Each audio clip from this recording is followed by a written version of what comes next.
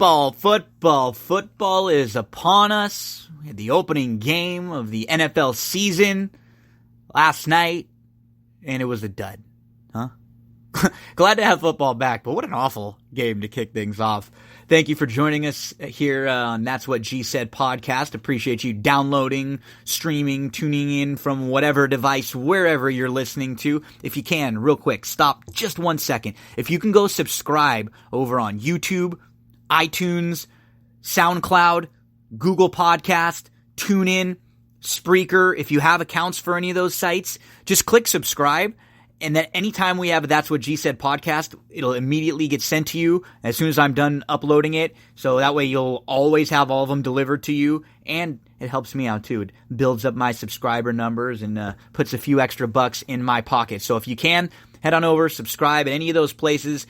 And if you can leave a nice 5-star rating and review on iTunes, that would be amazing. We started to talk a little Packers-Bears last night. Opening game of the NFL season. 10-3, Packers get the win. It was a miserable game. I'm going to read through some stats here from Pro Football Focus, and then we'll kind of dissect everything and give some commentary on them. Trubisky, last night, just a 35.3% adjusted completion percentage on targets of 10-plus yards. He had a 30 passer rating and 6.6 yards per attempt while throwing 53% uncatchable passes.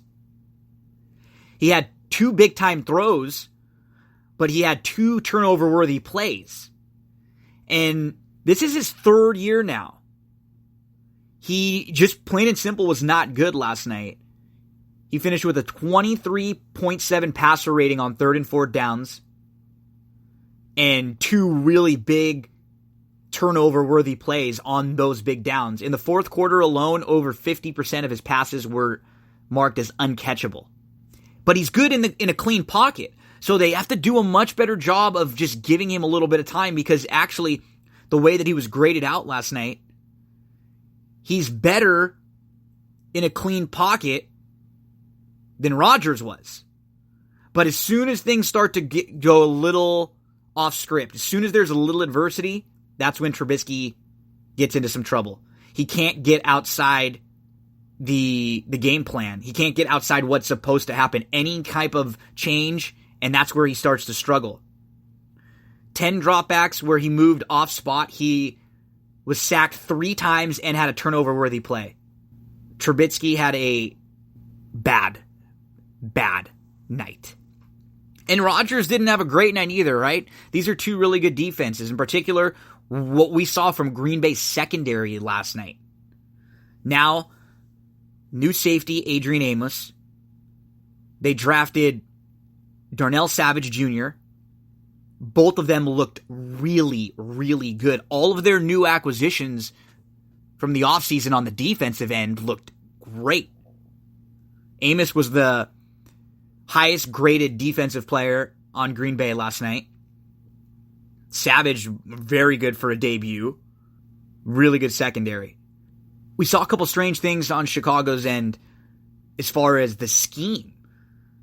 Tariq Cohen is basically a wide receiver. He ran more routes in a single game lined up at the wide receiver than any running back ever has. Prior to last night, the most routes Cohen ever ran in a single game at wide receiver was 10. He was lined up at wide receiver on 61.5% of the time. No running back was really targeted a whole lot there, and so this backfield we don't know what to do with. They did have one wide receiver look good on the Bears, an actual wide receiver, and that was Allen Robinson, who seemed like the go-to. Seems like he's having a bounce back year. And when you dive into his numbers from last year, he was actually pretty good. He deceivingly had a really strong year. He just doesn't have a quarterback that's very accurate and that's very consistent. And then Matt LaFleur, coaching, I mean, he's really going to try to establish the run. I thought they'd be able to run the ball a little bit better. Aaron Jones had 13 carries for 39 yards. Jamal Williams had 5 carries for no yards. And they kept running the ball even without the success. They only averaged 2.1 yards per carry. And what was really frustrating is at the end of the night, there was bad play calling all throughout the game on both sides, but LaFleur, at the end of the night, the Packers get the ball back. It's 10-3. They're just trying to run the clock out, and they call a pass. Instead of run, force the Bears to use their timeouts, or if you're going to actually go for it and try to win the game and pass it a couple times, but they ran the ball, passed the ball, ran the ball. I did not like what they were doing. They gave the Bears an opportunity late that the Bears could not capitalize on. This was really a tale of like 2 or 3 games, though. In the first quarter of this game, it didn't look like Green Bay was going to be able to move the ball at all. First drive, 3 plays, 10 yards, punt. Next drive for Green Bay, 3 plays, minus 7 yards and a punt. Next drive, 3 plays, 5 yards and a punt. Then they get the ball, and finally Rodgers makes something happen with the big play down the field, and they had one drive where they went 4 plays and 74 yards in just a minute 35, and they got on the board. It was before that, the Bears were up 3-0 in the first quarter. They were moving the ball better than the Packers, but the Bears weren't necessarily moving the ball great.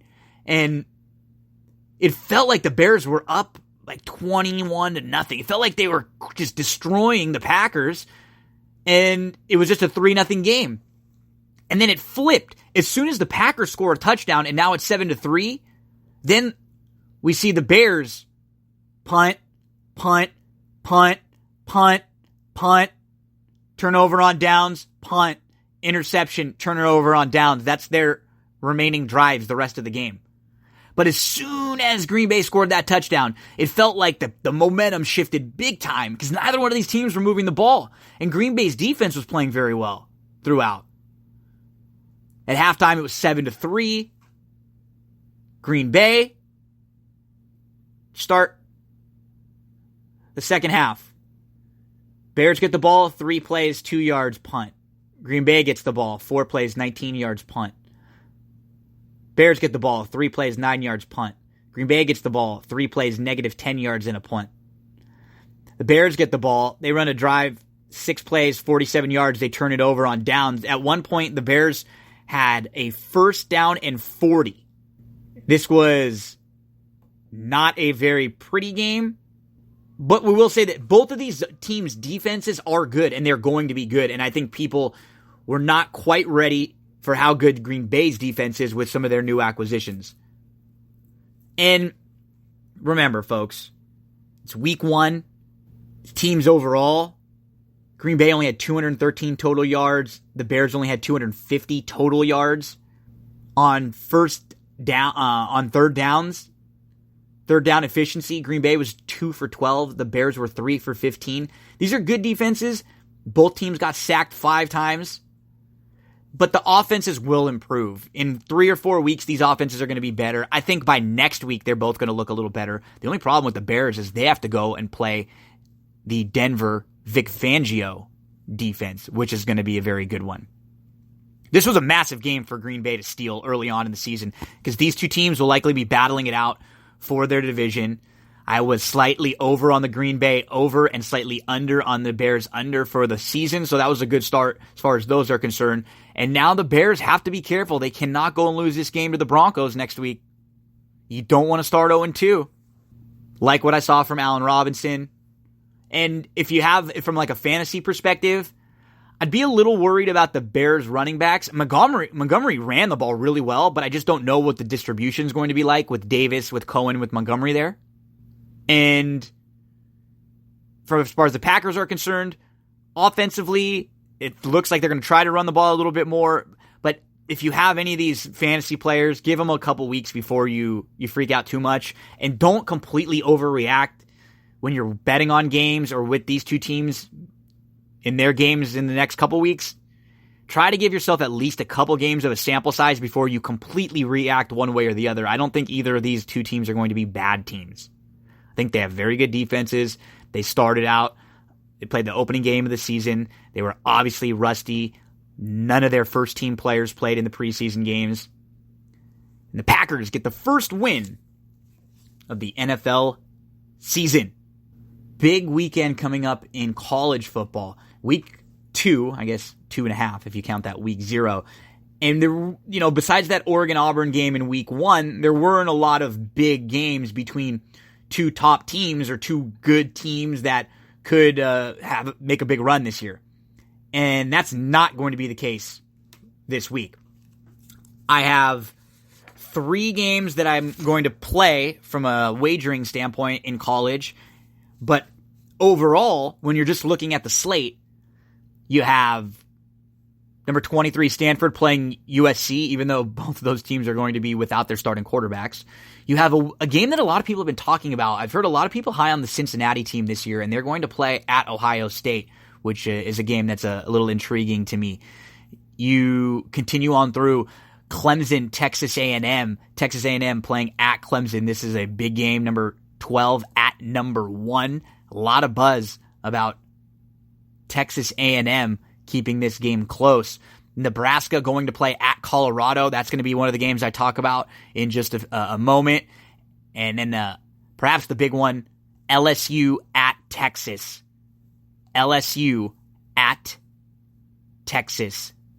Number 6, LSU, and number 9, Texas.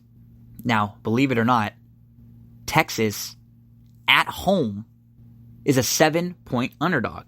And that's going to be one of my plays this week.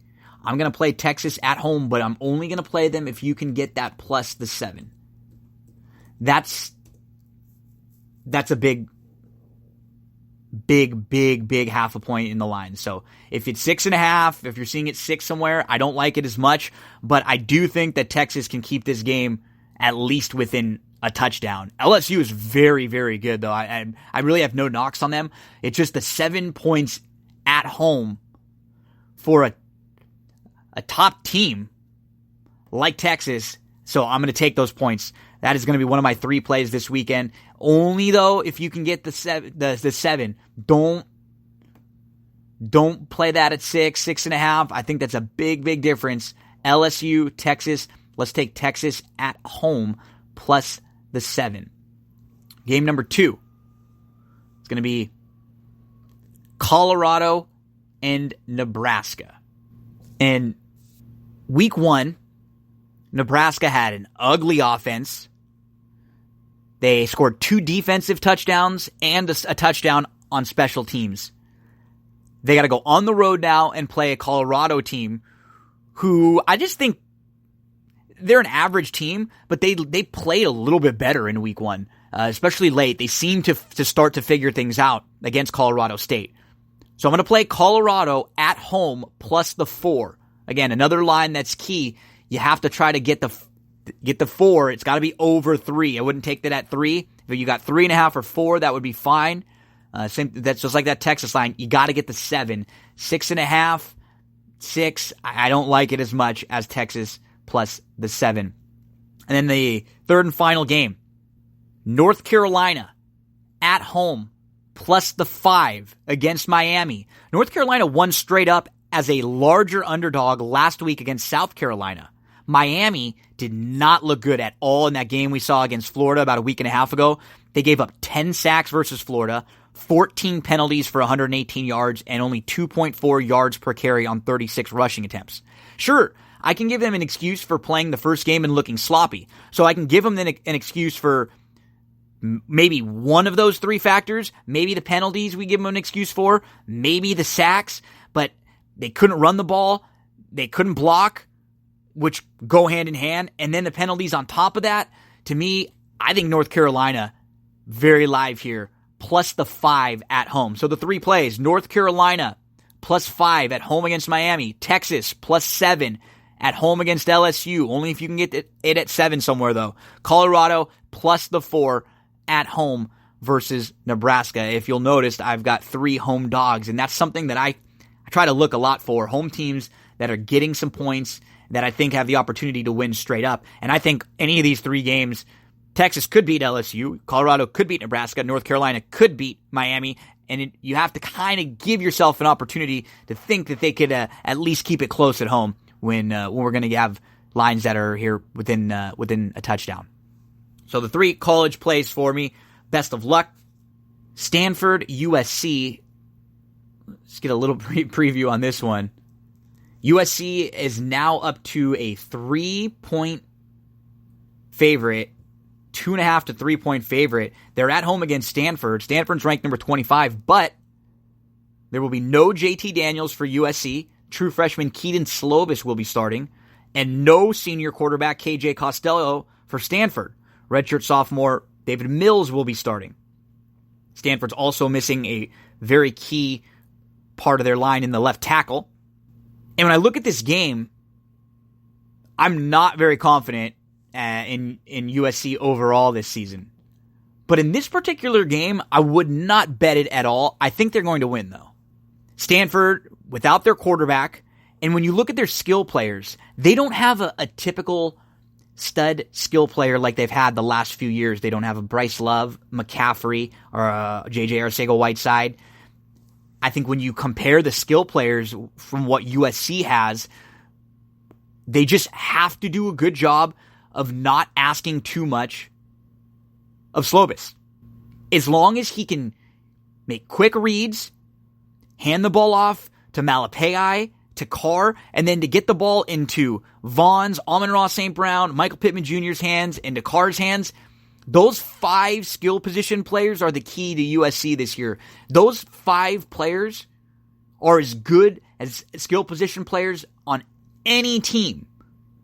They have the talent, but the problem is, can they improve? Can they be put in the place to succeed by the coaching staff? Will USC have the quarterback play and the line play to show how good these skill players are? Because the issue with USC, even right now, even with the team that's projected to win 7 games this year, it's not talent. USC has some of the best recruiting classes in the nation and some of the best talent in the nation. They are comparable with any team out there. Maybe you'd say Alabama and Clemson have a little more. Other than that, SC, from a talent perspective, match them up with anyone. It's coaching. Can they put their players in a spot to succeed? Can they improve? We'll see if the staff can do that for USC this weekend with Stanford coming up. I mean, on paper, you have to think this is going to be a low-scoring game. Folks, I'm really excited to be working with a new DFS app for prop bets. It's called Thrive Fantasy.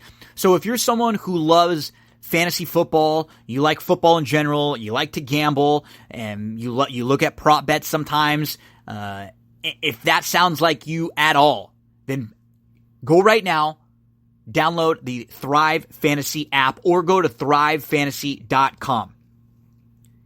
What they've done is they've streamlined the draft process, and they've eliminated the need to do unnecessary hours of research by using only top-tier athletes.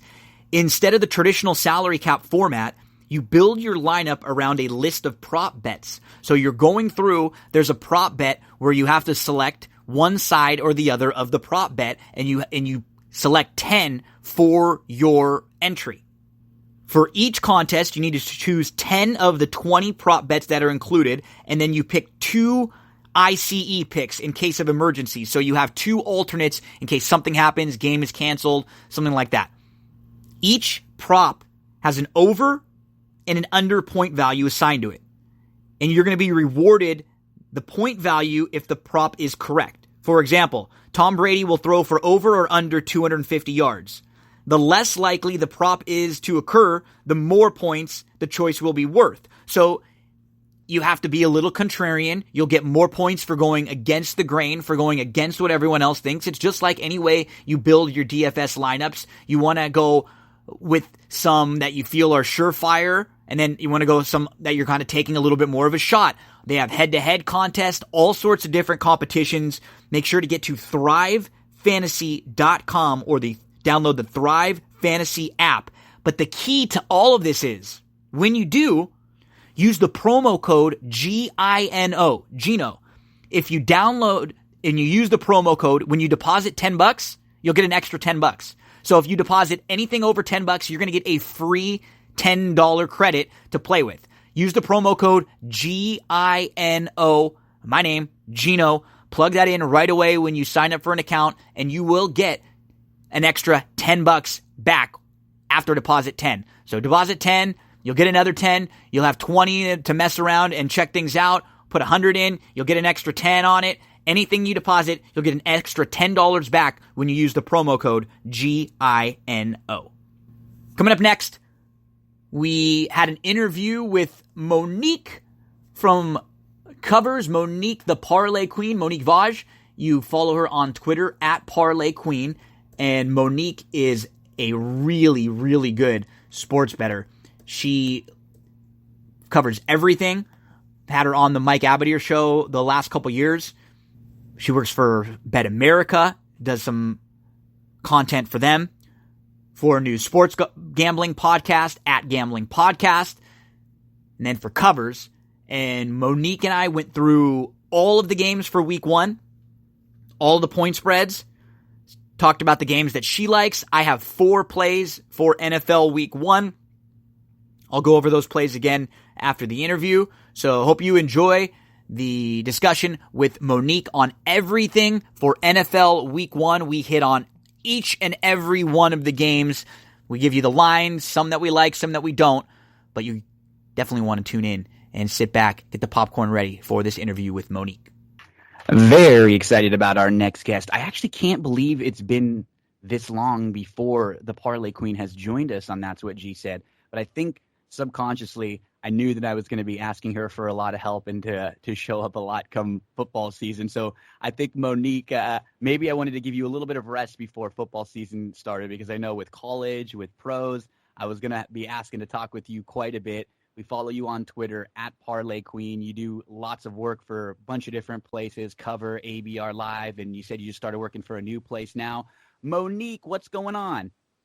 Not much. Excited to be here, and I did like a little bit of a break away from you. It was needed, but yeah, excited to be back. And obviously, football time is the best time of the year, so you got me at a great time. And you had just off the air, we had just talked about a new sports gambling podcast that you're working for. Why don't you tell us a little bit about that?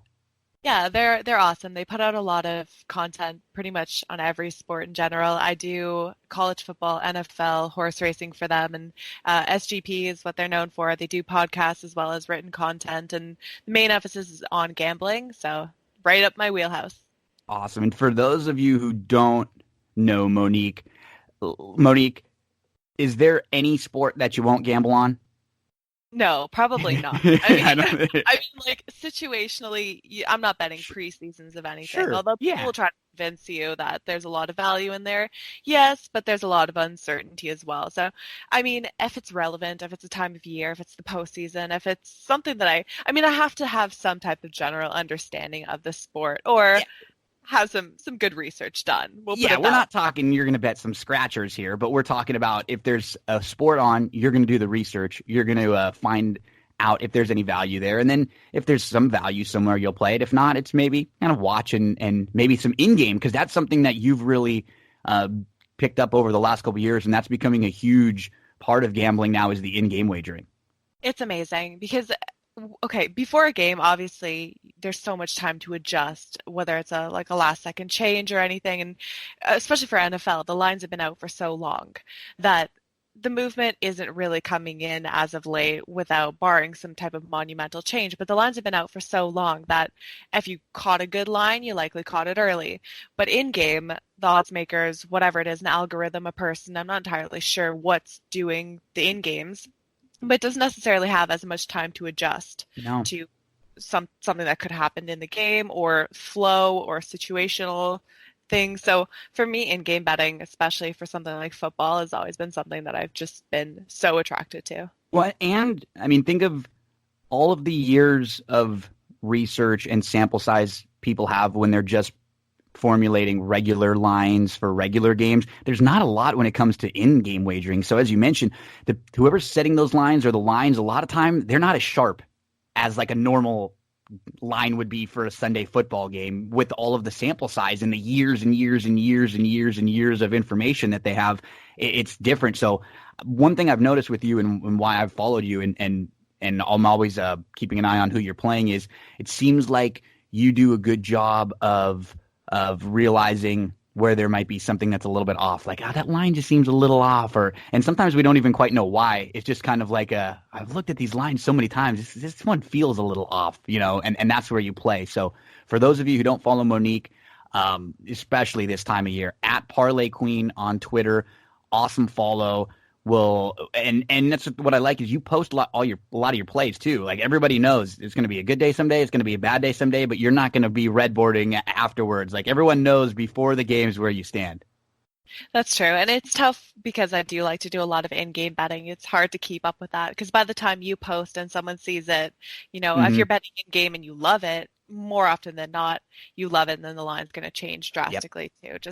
But for me, I'm watching all the games and whether or not I have a pregame wager or something, I'm always watching it. So I'm a huge person that I love to handicap with flow and I like to take into account all these psychological factors as well. And, you could have a team that starts out well and then, gets the offense moving and then an unfortunate tipped interception happens. And that's not saying their offense isn't playing well. There's just sometimes circumstance happens or some type of unfortunate situation occurs. So handicapping in game, obviously, if you're watching the game, you just have, I'd say, a huge edge. So it's definitely something I'm looking forward to this year. Okay, well, let's jump right on into week 1 with the football slate. We'll go through each of the matchups. Some we'll probably spend a little more time on than others. Some we'll just kind of breeze through, but maybe we'll mention one or two things about even some of the games that we aren't quite playing. But the first game is a team that I root for. It's the Rams. They're playing at Carolina, and this line now is down a lot of places to Carolina plus 1.5, plus 2. So the Rams are 1.5, 2-point favorites. They're going on the road. Any thoughts in this matchup, Monique? It was weird. The line's even weird for me right now. Initially, I was like, okay, Rams should be able to take care of business. Obviously, Yeah. I'd love for them to be at home, but I think a lot of this was we didn't really know Cam Newton and his certainty, how injured he really is.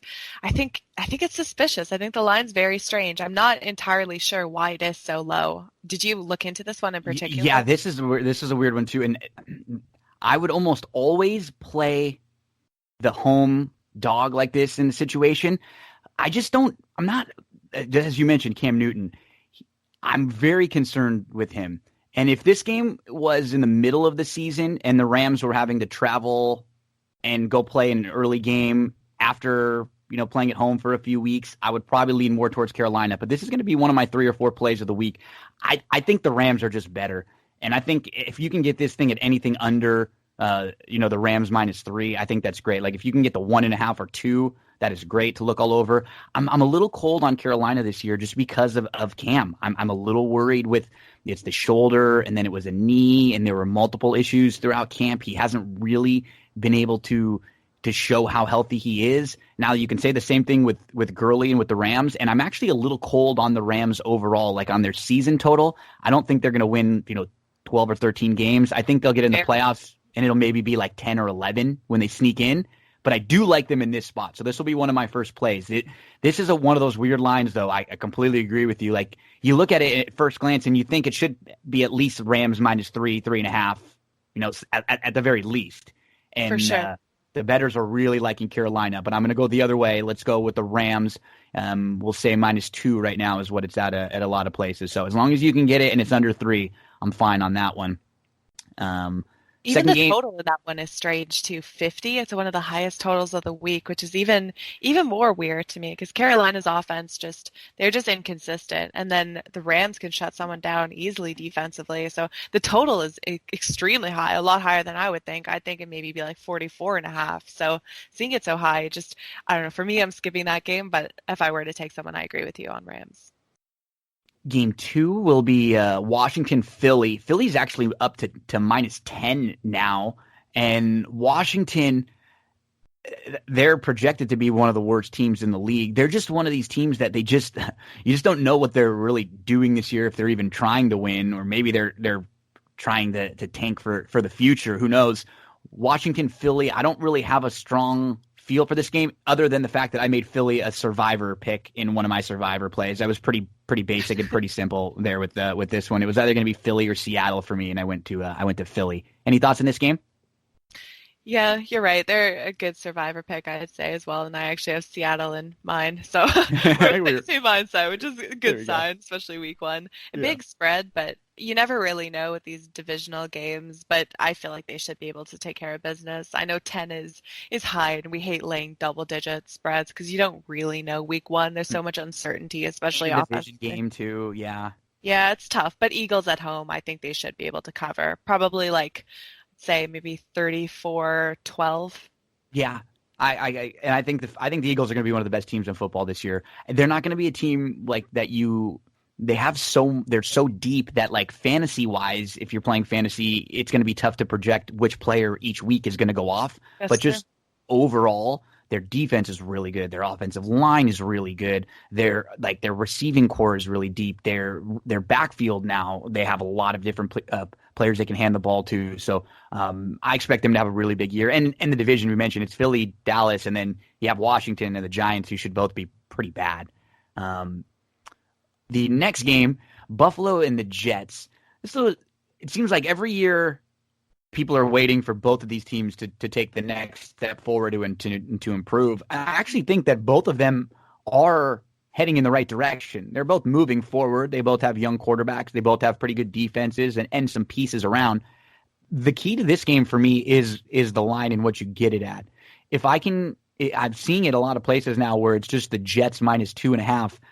And I just feel like this should be just a straight 3. Like I look at the Jets and Buffalo, and I feel like these two teams are pretty well matched. I'd take the Jets at home -3. So if you can get the 3 for the Jets, I'm going to take the Jets at home -3. Any thoughts on this game, Monique? I mean, I don't know. The 2.5, I don't love. I feel like for me in a game like this, I would just take the points just because I think it is a pick 'em. I couldn't really give an edge. I think you got to give, I guess, the Jets a little bit of an edge just because they are at home. But I do think Josh Allen's been fine. I think he could progress nicely this year. I agree. I think the Bills' defense is definitely underrated. They could get some Awesome. key stops if they need to. And I think they're a team I have more upside on than the Jets. But obviously going away, starting week one on the road isn't promising at all. But we did see Sam Darnold, he had a stretch last year where he was solid. So I think him starting at home is also a positive. But I mean, I guess I'm taking the points if I need to and hoping for a 3 and just hope it comes down to a field goal or overtime or something like that. But I can't really find an edge in this one. Yeah, Buffalo Jets, one of these teams will get off to a 1-0 start, and we'll start to hear that they may have a chance in the division against the Patriots. We'll hear for a week or so that they may have a shot. Yeah.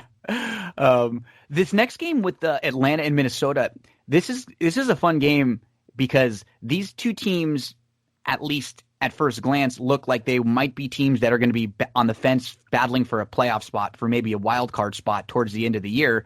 And this could be a very big game in determining tiebreakers and things like that. Minnesota is a 4-point favorite. They're at home against Atlanta. Both of these teams disappointed a little bit last year. People had really high expectations for Minnesota, and they threw in a couple real clunkers last year. Atlanta had a ton of injuries, and they were just bad overall. Do you like any side in this game? Way too tough to call. And it's weird for me because when I was reading notes on this game, Action Network said that 60% of the bets are coming in on the Falcons, which is really surprising to me. Just that's a huge number for a team like the Falcons when they are dogs. So people loving the Falcons is not that promising. I mean, the Vikings at home, obviously they've been so dominant. Their defense can win them any game. I'm concerned offensively how many points they're going to put up. That's one thing, because we know the Falcons are going to put up points, but we also know that Xavier Rhodes has been able to really, really shut down Julio Jones over the past couple of matchups they've had. So it's an interesting matchup for me. I think I lean towards the Vikings to win, but if anything, I'd say bet them on the money line because I do not love laying 4 points with them. We'll have to keep track of any games this year where we're like straight head up against each other, and we'll have to have some kind of a fun wager or do something afterwards. This will be one game where I'm going against you. I'm going to go with Atlanta. I think Atlanta is one of my sneaky teams to get in the playoffs this year, and basically I feel like I'm almost getting a 3 point. I think that this should probably be 3.5 for Minnesota. I feel like Minnesota is slightly the better team than Atlanta, at least on paper. But I do think Atlanta can score. And with Freeman back, if he's healthy, I'm going to give Atlanta an opportunity here to keep this game close. I'm not sure if I would play Atlanta as far as winning the game straight up, but I do think they can cover this game, and I could see Minnesota winning by a field goal here. So if you can get the 4 with Atlanta, I'll take them, and I'll make them one of my 4. Going to have 4 plays today. I think we've gone through 2 of them. So the first one. What's your score prediction? I think, let's say, like 27-20. Okay. Yeah, I need to see a little bit more from Kirk Cousins. I think he might be a big stats, bad team player, and someone who can kind of pick up the yards, pick up the garbage, but not necessarily make the big plays yet. And this is going to be a big game for week 1 for both of these teams. Like, these teams don't want to get started 0-1 with one of these winnable games for both of them. So especially if you're Minnesota and you took a look at the way that division was. I mean, we'll go on a little bit of a tangent right now before we get to the Baltimore-Miami game, but talk about an ugly football game to open up the season last night, huh, Monique? If you like Green Bay, it wasn't ugly because you got the win. But as far as just fans of football in general, that was a defensive showcase, and the offenses did not look to be in swing at all. It was painful. Just really disappointing because last year I just complained about how bad scheduling was and how so many of the games just weren't competitive and not really worth watching. And again, we start the season off with this, which I had my doubts. I thought it could have been a game like that, to be honest. Everyone was thinking, oh, it's going to be this super exciting game. You know, the Bears are going to come out and dominate, and Aaron Rodgers, he's going to put up so many points. And I was just thinking, I was like, we could have one of these in store. And I mean, at the half, I was kind of optimistic that maybe adjustments would be made. And I thought so too. Yeah, I felt like there might be a few, but I think, a lot of people were saying it. It's just nobody's playing in the preseason anymore because they don't want to get hurt. And then so you're just like, I saw a couple tweets that said that like Aaron Rodgers' first quarter was this preseason, and he was kind of lucky. Like, both teams were lucky that the other team wasn't rolling a little bit better. Yeah, because I'm watching the game, and at the end of the first quarter, it feels like the Packers are down by 20, and it's 3-0, and then it goes the other way, and then the Packers get up 7-3, and it feels like the Packers are up by 20, and it's not. It's just like neither team really felt like they could get a stranglehold on the other, and I just think there are so many people after that game were like, oh, these two teams are terrible. They're not going to. We see this every year, Monique, when everybody really reacts from what happens in week 1. And I think in particular from like quarter 1 and game 1, we got to remember that was the first quarter of the season. I think these teams that we saw last night are going to look a lot different come week 4 or 5. I agree with you. It's just I want those 3 hours of my life back desperately. I really do. I can't afford to have my football season ruined in week 1. You're right. We'll never get those hours back. We move on. Still one of the last few morning games on Sunday. This one's going to be Baltimore at Miami. Miami traded away a couple of their best players recently. I believe they had the lowest ranked offensive line, and then they traded away their best offensive lineman. And so now you can only imagine how low their offensive line is ranked overall. They just look like they're getting ready for the tank this year.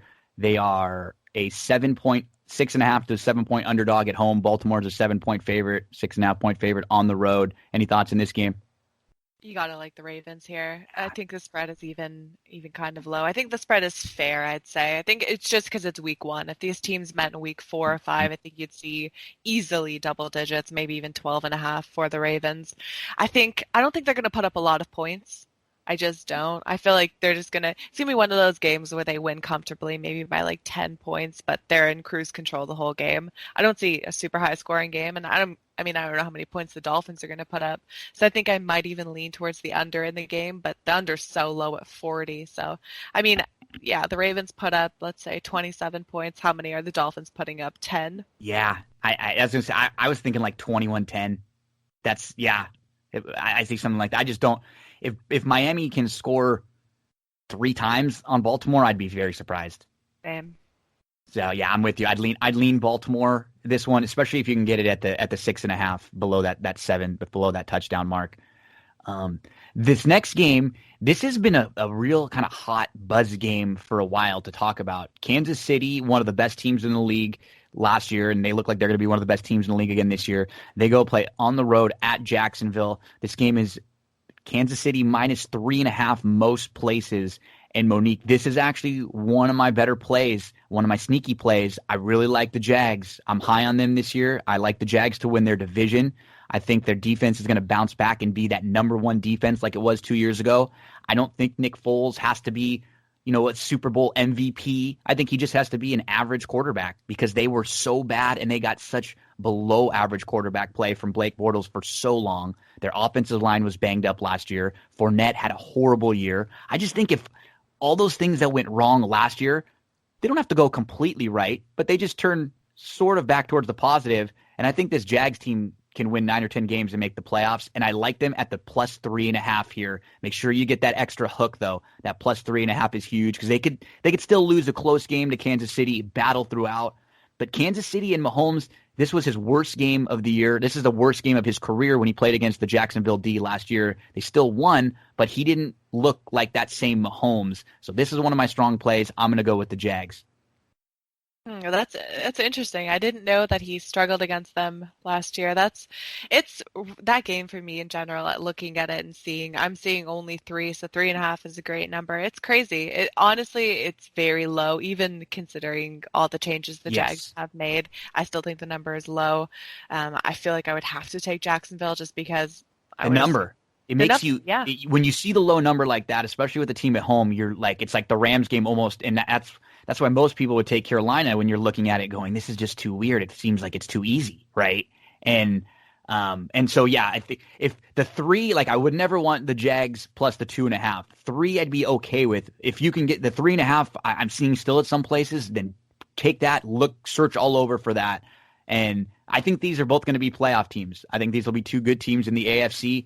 And now, like, after the Andrew Luck retirement, that division now with Indianapolis, with Brissett, you have Houston, who made some moves, but they have a really, really tough schedule. Like, they probably have the best team, but their schedule is really tough. You have the Jags, who made some moves, and then Tennessee, who – does anybody ever know what they're going to get out of Tennessee? Like, I mean, they're like the hardest team to predict. They're always going to be around like 8-8, you think. But if they were a 4-win team, or if they won 10 or 11 games, I wouldn't really be surprised. I just never know how to gauge them. So that division is going to be, I don't know about fun to watch their games, but it's going to be fun to follow that division throughout the year. Let's see, Tennessee, Cleveland. What are your thoughts on the hot Cleveland Browns? They're a buzz team this year. A lot of people like the Browns. I like them as well. I think they're going to win their division. I'm really high on them. And a lot of people are thinking that they want to see 1 or 2 games just to see what they're made of. And honestly, I don't think they could ask for an easier game to start their season off versus the Titans. Tennessee, they've been struggling. Offensively, their quarterback position is just it's up in shreds. I honestly think the Browns are going to just take care of business. I don't mind the 5.5. I think the longer we wait, we could hit maybe 6.5. But I think the Browns take care of business at home. I think this is another one that you mentioned too.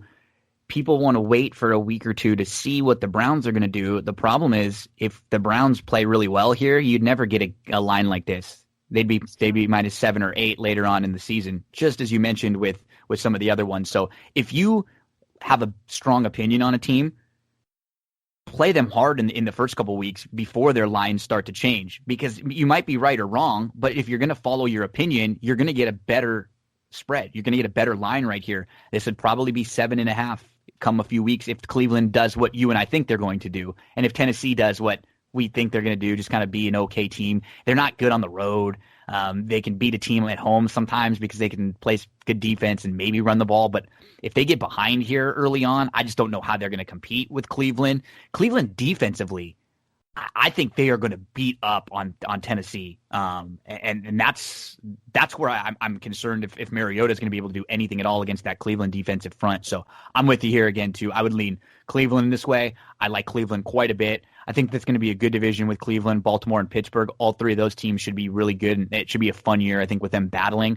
But I like Cleveland. I like Baker. I like Chubb. I like their receivers. I'm ready to see Baker just go off and have a really good year. So you and I will be rooting for the Browns, I'm sure, most of the year here, and we'll be rooting from week 1 at minus the 5.5. Now we're going to get to the later games on Sunday. The first of them is the game that you mentioned as your survivor pick.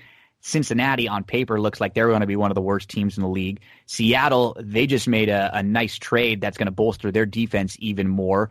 Really, I like Seattle a lot this year.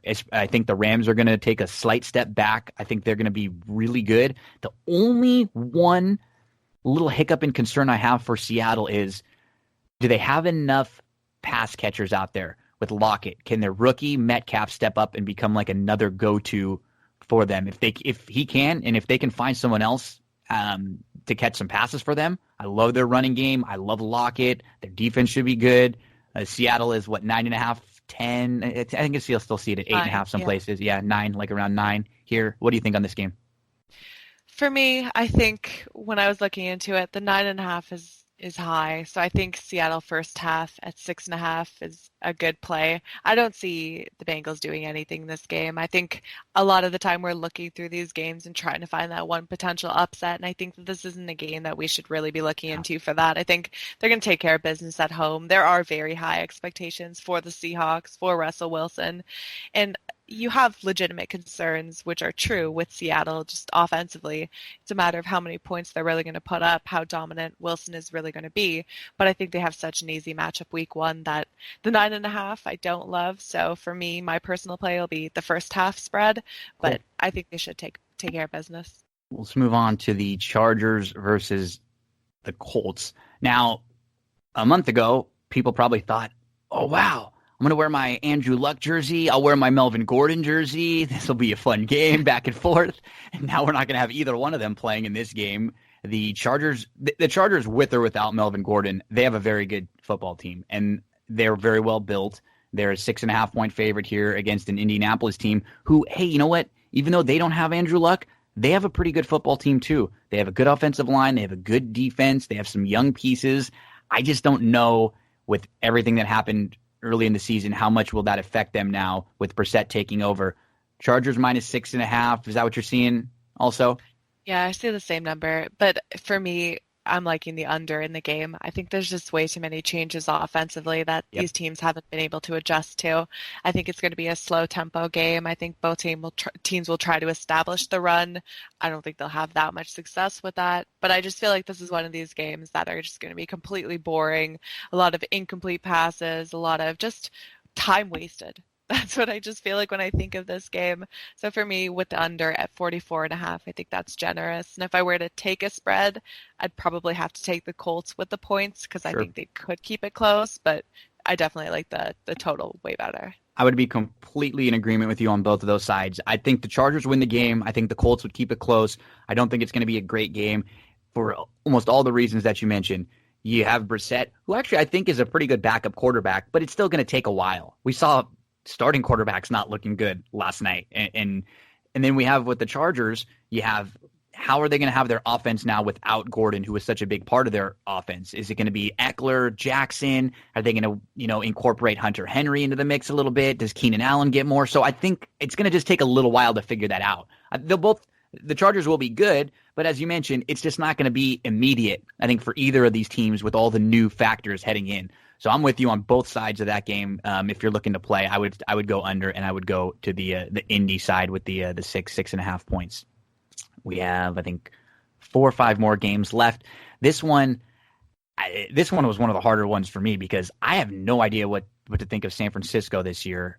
Tampa this game is really close. It was a pick 'em some places. I think it's up to Tampa like 1. You can probably get it anywhere from Tampa -1 to a pick 'em. San Francisco at Tampa. Any thoughts here? This one's weird. I was going back and forth with obviously both sides in this. I have to stay away from it personally. I think it's too close. But I mean, we don't know what to expect with Tampa, with Bruce Arians, and he's been always very high on Jameis Winston, which is, I guess, promising for them. And also, he didn't throw any interceptions in the preseason. Now, granted, it was the preseason, but for him, I'd say that's a big accomplishment. I understand why they are the favorites at home. I don't think they're the better team, but I understand them being favorites at home. And for me, I guess if I were to take a side, I would take the Bucks at home -120 on the money line. Yeah, this is a stay away for me, and I'm just with you. I guess I would lean towards the home team, but I I think Jimmy G's still about a year away. Like, I think San Francisco might be a team I'll play next year. I think they're still about a year away because I want to see Jimmy G, how healthy he is. And really, he never really had a big sample size of playing. Like, he had a few games where he got hot and we all expected that he was just going to be the next coming. Let's see if that's the case. This is a game that I'm steering clear of that San Francisco-Tampa game. Dallas now got a big boost with Ezekiel Elliott coming back and signing the richest running back contract, and I think the richest contract for a Cowboy in history. Now, I think he deserves it. Too early.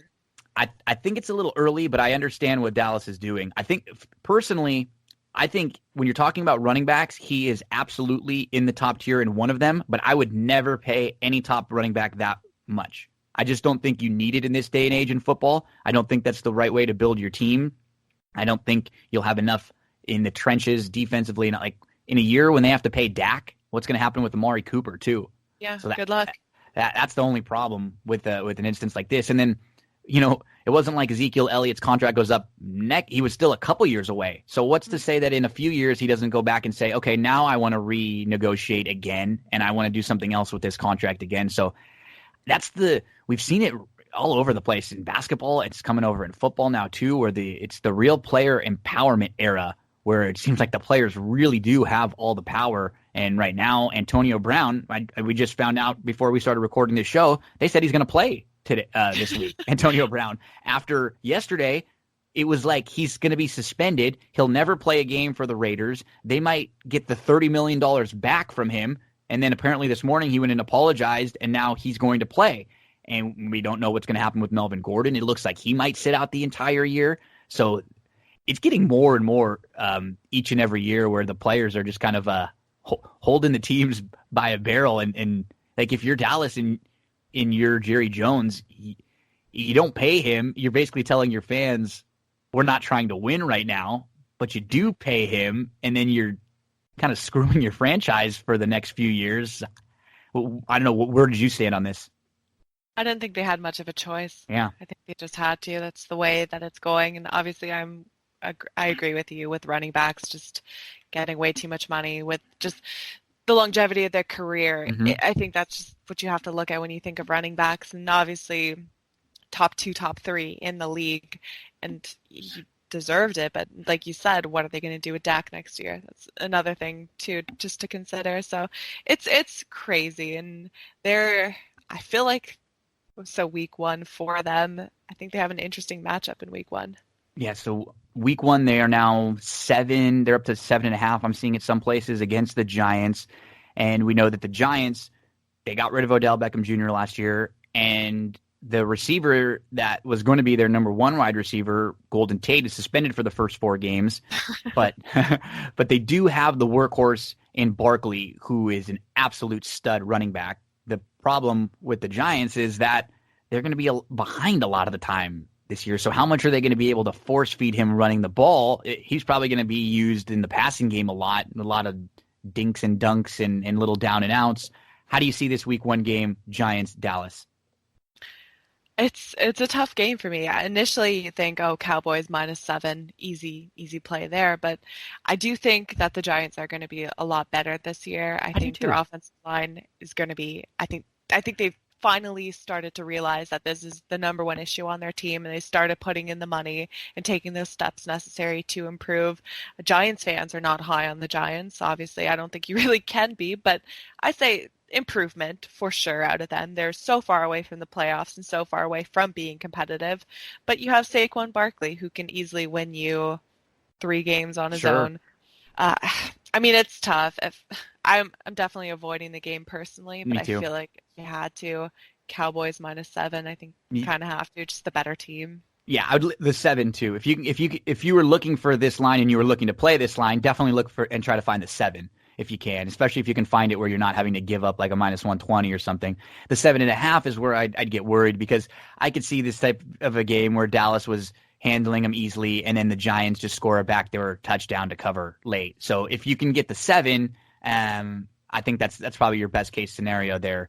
Let's see, Detroit, Arizona. These are 2 of the worst teams projected to be this year. Although on the Football out on the Pro Football Focus, Football Outsiders, their DVOA, they actually have, which is unbelievable. It's like a really good projection. They have Detroit winning the division in like a really, really tight division, which was funny. I was reading the article because it was like the guy who wrote it almost like didn't believe his projections afterwards. He was like, yes, I'm telling you, this is what the numbers spit out. They spit out Detroit. So I think so basically on that, he was saying, I don't know if Detroit's going to win the division, but I think Detroit will be a little bit better of a team than people are expecting them to be this year. Maybe they just won't be a doormat, a team that can maybe win 6 games instead of 3 or 4. And then you have Kyler Murray, is Kyler Murray going to be the next, Mahomes? And I think everyone's looking for Mahomes. He's kind of a different player. He runs a little bit more. He's a little more athletic. Are you high on Kyler Murray? And do you have any thoughts on this game? I loved Kyler Murray in college. I made a Heisman bet on him early week 2. I loved him. I thought he was the best player in college football last year. I didn't think it was close. I thought he was in a perfect situation to succeed. I think this year I have no idea what to think, what he's going to be like. I think all the concerns about him are legitimate, obviously. I think, and as far as Detroit, I don't agree. I think they're going to be terrible. Yeah, I think they have no talent. I think they have they're lacking talent, both sides. Horrible. Coaching, everything is bad. I don't see them winning more than 4 games. Maybe I'm wrong. When I was looking into their schedule, it's kind of tough. It's not easy. There are a couple games which you could say, yeah, they could get those 3 wins. But then when we're looking for 4 wins, 5 wins, I mean, I don't see them coming. But then again, if they are better than we expect, they could easily get 6 wins. I think they're going to be terrible this year. And I guess because, debuting at home, Kingsbury, Kyler Murray, I guess maybe taking the points with the Cardinals at home, 2.5. I would maybe even play them outright money line. I don't think the points are really going to come into play in this game. I think you just got to pick a winner, and whoever you think that is. I don't think the spread is that important in this game. So I guess I'd go with Arizona just because they are at home, and I guess maybe we'll see more exciting things out of their offense. Well, you were talking about Detroit, and you made a really good point. So, like, going through Detroit's schedule, week 1 they play at Arizona. They're in this game, they're actually favored. So if they don't win this week 1 game, week 2 they play the Chargers. Week 3 they go at Philadelphia. Week 4 they play the Chiefs. Then they have a bye. They come back from the bye. They go at Green Bay, and then they play home against Minnesota. If they don't win this week 1 game, they could be 0-7. It's true. To start the season. So this is a really big game for Detroit to try to at least get a win. And I think that you can kind of say similar for Arizona, who Cliff Kingsbury was named the offensive coordinator of USC for about a week before he got hired by the Cardinals. How excited were you, by the way? And what's funny is I was extremely excited for him to be a college coordinator. The problem is he wasn't a great college head coach. Now, he may not have had the talent that some of the other teams around him had, and he may have been at a little bit of a disadvantage. But I don't know how much of a head coach he is. I think he might be a very good coordinator. So that's what concerns me a little bit, having to do everything in the NFL now. He's not only the offensive coordinator, he is the head coach. He has to deal with all aspects of the ball. And the little things I've seen from Kyler Murray from last year to this year, I don't know if I like. He seems like he reminds me of like the kid in school, in college or in high school, who's just really good and really athletic and can kind of beat up on the players that he's better than. I don't know if he's cerebral enough to take the next step. I don't know if he is going to be in the film room, if he wants to be, working on it. Now, he might be athletic enough for that to really not even matter, but I'm a little cold on him this year, and I'm a little just kind of cold on him in general. So, like for Arizona, if they don't beat Detroit, they have to go at Baltimore, then they have Carolina and Seattle at home. Then they have to play Cincinnati, but they go at Cincinnati. Is Cincinnati good? No. But Arizona, the thing about Arizona is some of the teams that you might think they could beat, like Cincinnati or the Giants or Tampa, they have to play them all on the road, which makes that all tougher. Like those games that could have been wins now might be losses. So yeah, this might be a game of 2 of the absolute worst teams in the league right off the bat, and somebody's got to win, right? I guess they could tie. I mean, I guess they can tie. I agree with you, though, with your take on Kyler. The one thing I could say is what we have seen even in preseason, even before that, is just what he's known for. And that, I mean, he's most known for being a mobile quarterback, having, being so fast out there, but he is extremely accurate. When he is throwing the ball, he does have that pinpoint accuracy, which, I mean, with a lot of quarterbacks in this day and age, we don't see that as much. So I think he has, that's one thing that could really put him in a position to succeed. That's what's a little bit different about guys like him and Baker versus someone like Lamar, who like Baker can move a little bit too, and he is unbelievably accurate. And Kyler Murray has a great arm, but then you have someone like Josh Allen or like Lamar, who they're athletic, they can move the ball, they can run very well, but how accurate are you going to get from Josh Allen? How accurate are you going to be from Lamar consistently? And so if Kyler Murray can use the legs and kind of maybe take some from Lamar, take some from Josh Allen, and then take some from Baker with the pinpoint accuracy, maybe he is going to be a really good prototype moving forward. We'll see. I think even some of the best ones do get beat up that first year or two. So this might be a tough year or two for Kyler. 3 games to close out. We have the Sunday night game and then the 2 Monday night games. And you know what? 2 of these 3 games are actually pretty good. We have Pittsburgh at New England. New England is like a 5.5 is what I'm seeing favorite over Pittsburgh. And, the last 10, 15 years with Roethlisberger and with Brady around, we know that these 2 teams pretty much year in and year out are going to be competitive. Yeah, this is going to be a great game, and finally we get one of those good late night games. I just remember the Sunday night, Monday nights just being unwatchable. But we always look at that Dallas game. It would always be the Dallas Giants game on Sunday night. I would much prefer this game versus that one. Yeah. Yeah, it's going to be a great game. I think for me, I like the first half over. I think it's 23.5, and I do think both teams can find a lot of offensive success early. We had the Patriots who led the league in first half points per game, and the Steelers who were in the top 5 as well. So I think this game could be high scoring, especially early on, but I think for the spread, I'm going to have to take the Steelers with the points here. I think 5.5, maybe if it hits 6, I think that's way too many. I think it's going to be really close. I agree. This feels like it should be like 4. I think New England is a little bit better than Pittsburgh, so I'd give them the 3 at home, and then maybe another point, maybe a 1.5. So this feels like you're getting a free point or 2 if you're taking Pittsburgh, because I feel like this is going to be a close game that's going to come down to either a touchdown or a field goal score late, and I'm going to go with Pittsburgh too also. I would lean Pittsburgh there in what should be, maybe the game of the week.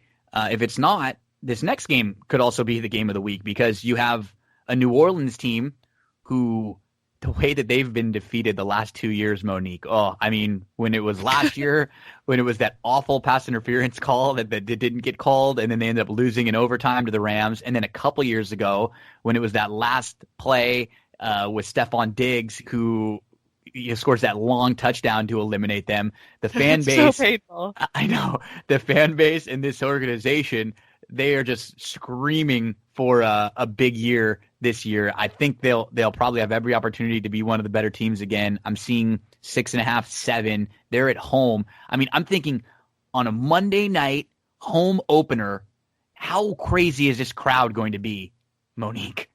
I'm with you. I agree. I think, yes, you kind of have to put them, because the Texans are likely going to be really good. Yes. Or competitive, I guess is a better way of putting it. I think the Saints just come out, blow them out. I really do. I think they put up 35 or more points. I just think at home, just with everything that's been happening to them, like you said, I think it could easily get out of hand early. I think they're going to find so much success offensively. And granted, I know how good the Texans defense are, but I do think them having to travel to the Superdome week 1 with an angry Saints team, I think good luck to whoever it is that has to play them. Yeah, I'm with you. This is going to be, as far as the games are concerned, you have 2 good teams, but I just think New Orleans is going to have a little chip on their shoulder, especially early on. I think they're going to want to come out and prove a point early. And then actually in week 2, I believe New Orleans goes and plays the Rams. So so we'll be talking about that one next week. So that one should be a little, maybe a revenge game for New Orleans even. Closing things out with the second Monday night game. Well, this one's, I guess, a little more difficult to discuss, but it seems like Antonio Brown's going to be playing now. Denver is now coached by the old Bears DC Vic Fangio. So Denver, when we think Denver, we're probably going to expect a team that's going to have a really good defense. They found a couple pieces in their backfield last year that can run the ball pretty well. Quarterback-wise, now they have Flacco moving over. Overall thoughts on this game and anything about Denver and Oakland throughout the year? Well, that's tough. I'm staying away from this one Yes. for sure. Oh, for sure. Yeah, this game in There's particular, no way. individually, I would not play. Even with Antonio Brown being back, I think, yeah, he's going to come out Monday Night Lights, show off, show up. Sure, I understand that, but this is going to be a close game. I wouldn't be surprised to see it really low scoring as well, talking like 40, 39 points. I don't know. I really don't know what to expect on either team. Obviously, this year, I'm not very high on the Raiders this year, and I'm not particularly high on the Broncos, but I would not be surprised if they snuck into the playoffs just based on how they have been defensively. And I mean, I don't know. They won quite a few games last year, and I didn't think they really deserved to, but I think their wins are going to be those like really close, hard-fought games that they sneak out wins. I don't think they're going to blow anybody out, but I wouldn't be surprised if they did make the playoffs. Yeah, they're a fringe team. I think a lot of it will depend. Like, this is a big game for both of these teams, actually. Like, if Denver can win this game right away on the road at Oakland, that just gives them a good start to the season. That gives them a victory on one of those either-or games. And, like, for Oakland, geez, whatever, everything that's happened so far, it's funny. All of this has happened, Monique, and Antonio Brown hasn't played one game. I know. It's not like someone who's been on your team for like 5 years, and you know how that happens. Like, your relationship starts to wear sometimes, and whether it be a coach and a player get into it, or a player and another player get into it. But as fans, we go, oh yeah, we had him for a few good years. Are we gonna? He hasn't played one game for them. I mean, he comes in and it's immediately we're talking about the helmet stuff right away. Yeah. Like, before he's ever even played a game. And then it was the feet stuff right away with the cryogenic chamber, where he said he looked like his feet were being circumcised because his skin was coming completely off his feet. And then it was the helmet, and then it was the issues with the coach. Now recently, I mean, there's been 3 or 4 incidents so far, and he has not played one game. So let's hope that he can. No matter what, we laugh at it. And if you've watched Hard Knocks, it's been kind of like the running joke there throughout. And a lot of people are, talking trash on Antonio Brown because he's being a diva right now. But I think there's no one person out there, Monique, who denies this guy's talent. He's always been a diva. That's just what you Right? get with him. Yeah. There's nothing new. I mean, what do we really expect? He'd come on the team silently. Like, I mean, you know what? At the end of the day, it actually might even be good for them, just because they haven't been competitive in so long, to have this one player that's, drawing attention to They're the relevant. Ravens, Yeah. and getting them amped up. I think it could work for them. And like you said, obviously his talent. I don't think he can really justify being a diva, but No. it's his personality trait. It is what it is. That's just what we've known to expect out of him. AB will be playing, it looks like, on Monday night against Denver. So, Monique, we're going to let you go in just a sec. Overall thoughts, what are your stronger plays of the week? I think over in the Steelers-Patriots game, especially early on, I think that's going to be a good bet. I think the Seahawks should take care of business at home. I like them 9.5. I think they cover the spread. A little high, but I think the Bengals aren't going to do much. Just like with the Browns, I think taking the Titans team total under 19.5 is a good bet. I don't see them finding the end zone really much at all. I think those are my top 3. Week 1 is kind of one of those weeks I like to sit back, watch Sure. a little bit, try to figure stuff out more than anything. I think for the totals, usually in week 1, you'll see some inflated totals or totals you think aren't going to hit. I think everything's pretty accurate this week. Nothing that really stands out, but I think the teams that have a lot of hype surrounding them, like the Browns and the Seahawks, I think they're going to perform. And even the Saints, like we said, on that Monday night game, I think these are teams that are going to come out and really put up some points and establish themselves as the top tier teams. Monique, what do you have coming up as far as work-wise this weekend? You have any stuff at ABR, any videos coming out? Let us know what to look for. Yeah, I have my weekly best bets at ABR, and that's horse racing. I mean, at this time of year, it's It's a little tough to push horse racing with so much football going on, but I mean, there's obviously some great races this weekend, and I'm putting out a video for SGP and covers as well. So these will be like my prop videos for NFL weekend. And we will follow you on Twitter at Parlay Queen. Monique, I would love to have you back on as many weeks as you can, and we can go through the slate and talk about anything that's on your mind as far as pros. And hey, next week we got in a little late this week, so I wanted to stick to the pros. But maybe next week or in future weeks we can either do it a day early or a little earlier. We can get some college thoughts in the mix too. Yeah, sounds great. And we have to keep track of the Falcons-Vikings because that'll be our one. So yeah, maybe each week we'll try to find one game where we're against each other, and we can have it be like our head up game of the week, and we'll see how we are at the end. So I'm on the Falcons plus the 4 there, and Monique's on the opposite side with Minnesota. So that'll be our game there. Monique, you are awesome. We're going to follow you online at Parlay Queen. Thank you so much, and I look forward to talking to you all throughout the year, and I look forward to following you and rooting your wagers home, because I have a lot of fun even nights when I'm not playing. I'll see who you're playing, and I'll try to root you home. Awesome. Thank you so much. It was a great time, and look forward to being back later on in the season. Awesome. Okay, guys, we'll be back in just a minute. That was Monique, the Parlay Queen. Don't go anywhere. A big thank you to Monique. As you can tell, she knows her stuff. Really, really sharp capper. Make sure to follow her on Twitter. She plays a lot of in-game wagering, and she posts videos and some written analysis. Really, really good follow. She's become a great friend, Monique. Really good handicapper. Going over my plays one more time. The 4 plays that I have. Atlanta plus the 4 at Minnesota. The Jets minus the 2.5, but you have to get that 2.5. If it's up to 3, I don't need to play that game. But if it's under 3, if it's 2.5, we're going to play the Jets minus the 2.5 at home. Kansas City at Jacksonville. I'm playing Jacksonville plus the 3.5. I think Jacksonville is going to have a big year. The Jags plus the 3.5. The Rams. This game is 1.5, 2 now. The Rams go on the road. They have to play at Carolina. Lots of people jumping on Carolina. I'm going to go the other way in this game, and I'm going to take the Rams. I just think they're much better. I'm a little concerned about Cam Newton's health. So my 4 plays, Atlanta plus the 4. The Jets, if you can get minus 2.5. Jacksonville plus the 3.5. And the Rams minus the 2. Those are my 4 plays that I really, really like. A couple others that I wouldn't talk you off. Or maybe to take a look at some things to include in some parlays or so. I do think Cleveland is going to look really good against Tennessee.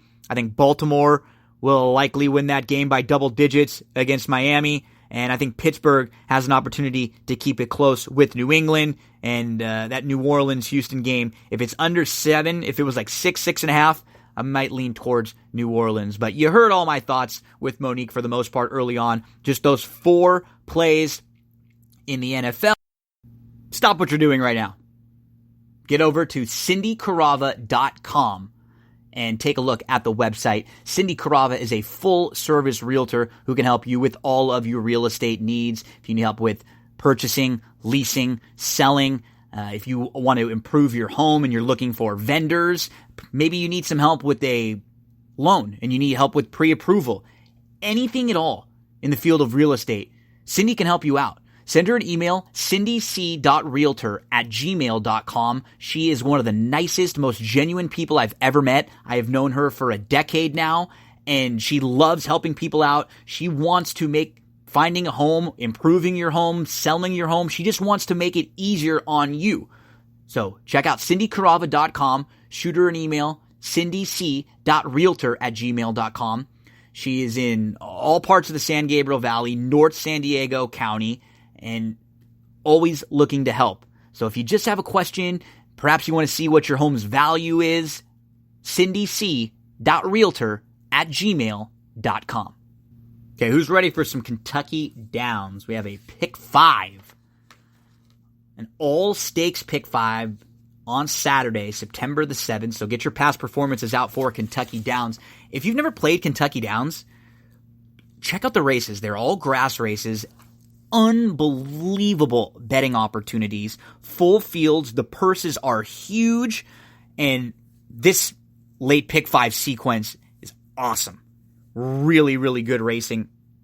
Stakes races worth a ton of money that ends with $1 million Grade 3, the Calumet Farm Kentucky Turf Club.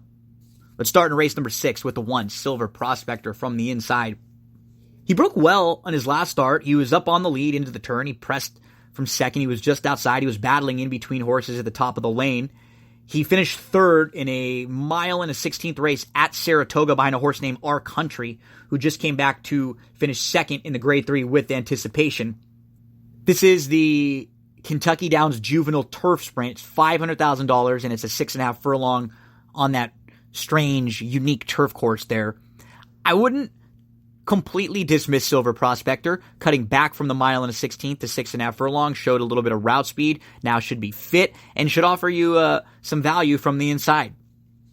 The 2, Johnny Unleashed, very quick, crossed over in his last start, opened up 2 immediately, had 3/4 of a length lead at the top of the lane, but was no match for Axiom. Now Johnny Unleashed will try the grass for the first time. The Dam did win on the grass a couple of times, 2 for 10.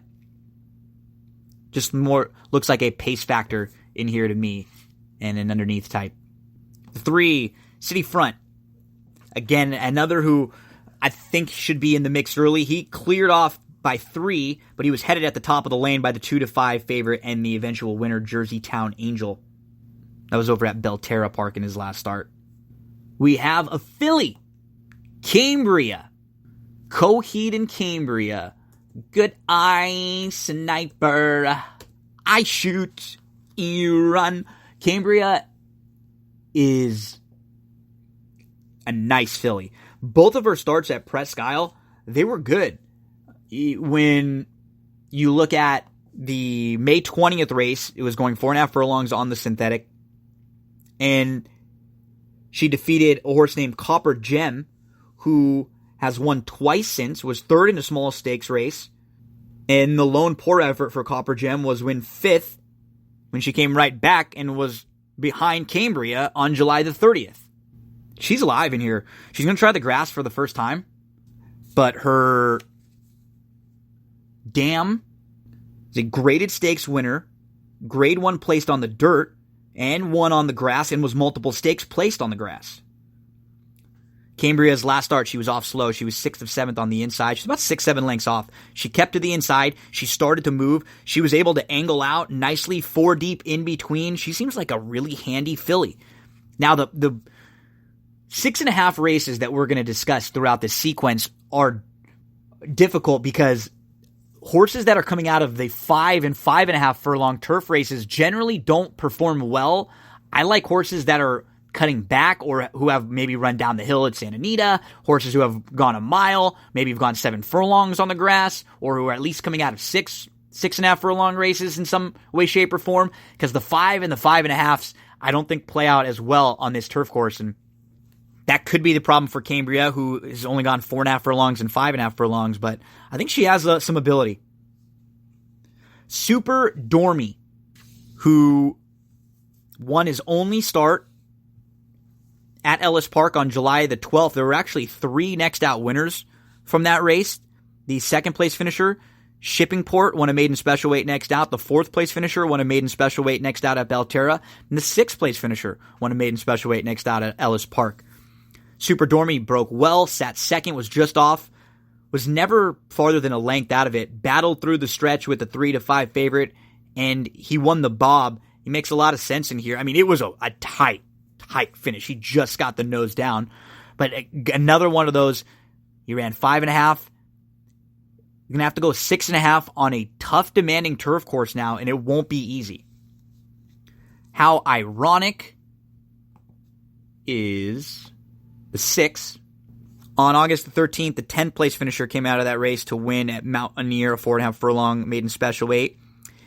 She was dead last. She was about 15 lengths off. She was still last at the top of the lane. She split horses at the back of the pack. Then she maneuvered through traffic again. Really good late rally to get the win.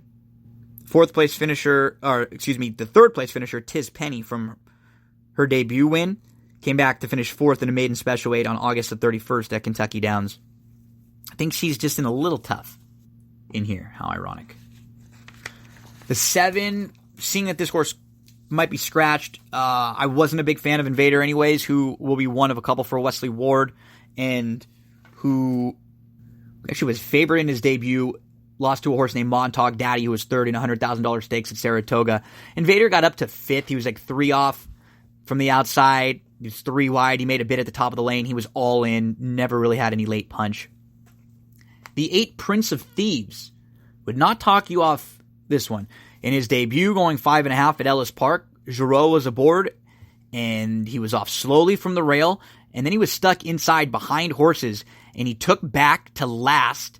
He lost his momentum, and he kind of maneuvers all the way around. He's 4 wide at the top of the lane with a sustained rally. Professional. Looks like he has multiple gears. You can start, you can stop him. I'll be using him in some of my exotics, the 8, Prince of Thieves. Little cold on the 9, Chimney Rock, who I think is going to get bet because of the win at Saratoga last time out, but that was a little bit of a restricted race. It was a fine win. He was mid-pack, he dropped back a few lengths, and then he angled out widest of all, and he rolled by him in the stretch. He was well beaten when he showed some speed going long behind Silver Prospector on August the 3rd. I'm a little cold on the 9. I think there are others in here with more upside, or with equal upside, that are going to be a better price. But unlucky so far for Mike Maker, as of the recording of this episode. He's 0 for 19 at the meeting with 7 seconds and 4 thirds. So horses that are running are just a bit unlucky. The 10 Al Cools, I like both the 10 and the 11 coming up. In his lone start, it was a good start. He moved to the rail. He was behind horses. He was tucked inside in second and third. He was just a length off always, and he always looked to be full of run. He was able to angle out in between.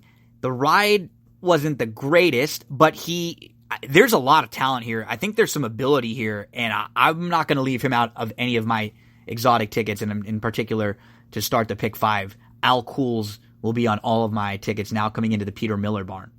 The 11, Sociator, he won going 7 furlongs on the turf at Woodbine on August the 11th. He started well from the inside. He got to the lead. He did have a little bit of pressure early on, but then he was able to clear off, playing a little cat and mouse, opened up a couple lengths, then was headed early in the stretch, looked like he was done, then he battles back and he kicks clear and he shrugs off the 8-5 favorite that day. I thought Sociator ran well. I like the fact that he's already won going 7 furlongs. Now he can cut back a little bit to 6 furlongs. Sociator will be on most of my tickets. Axiomo, wasn't sure what to do with.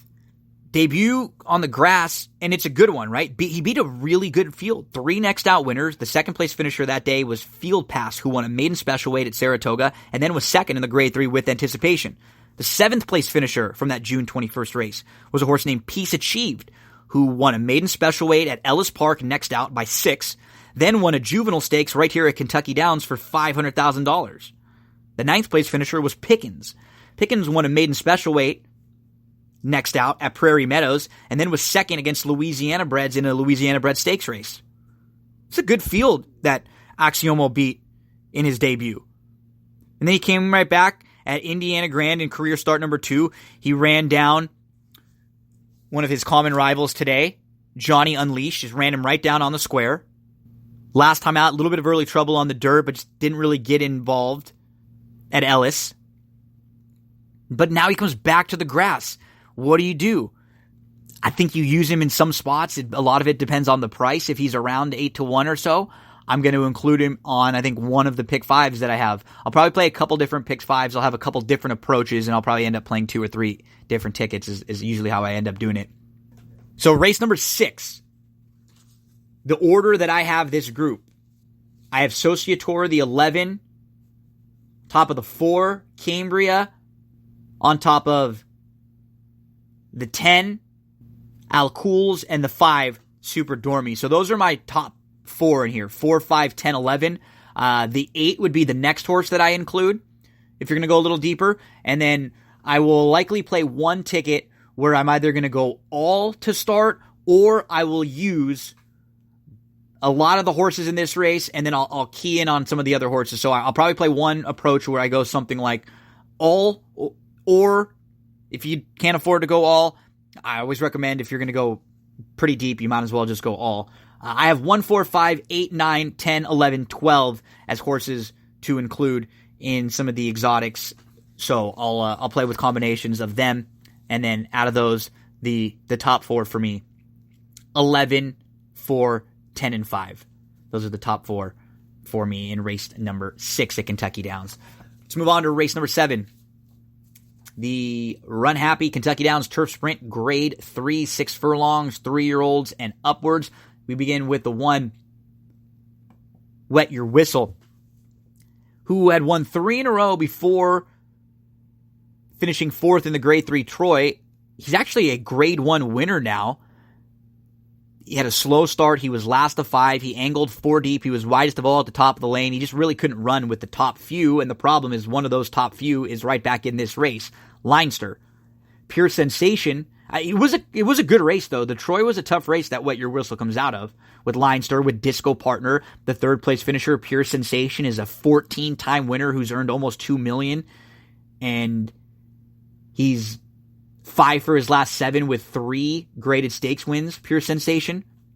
I'm a little concerned about Wet Your Whistle from the rail, getting shuffled back, and I'm not sure if he will get the type of trip that he needs to win this race.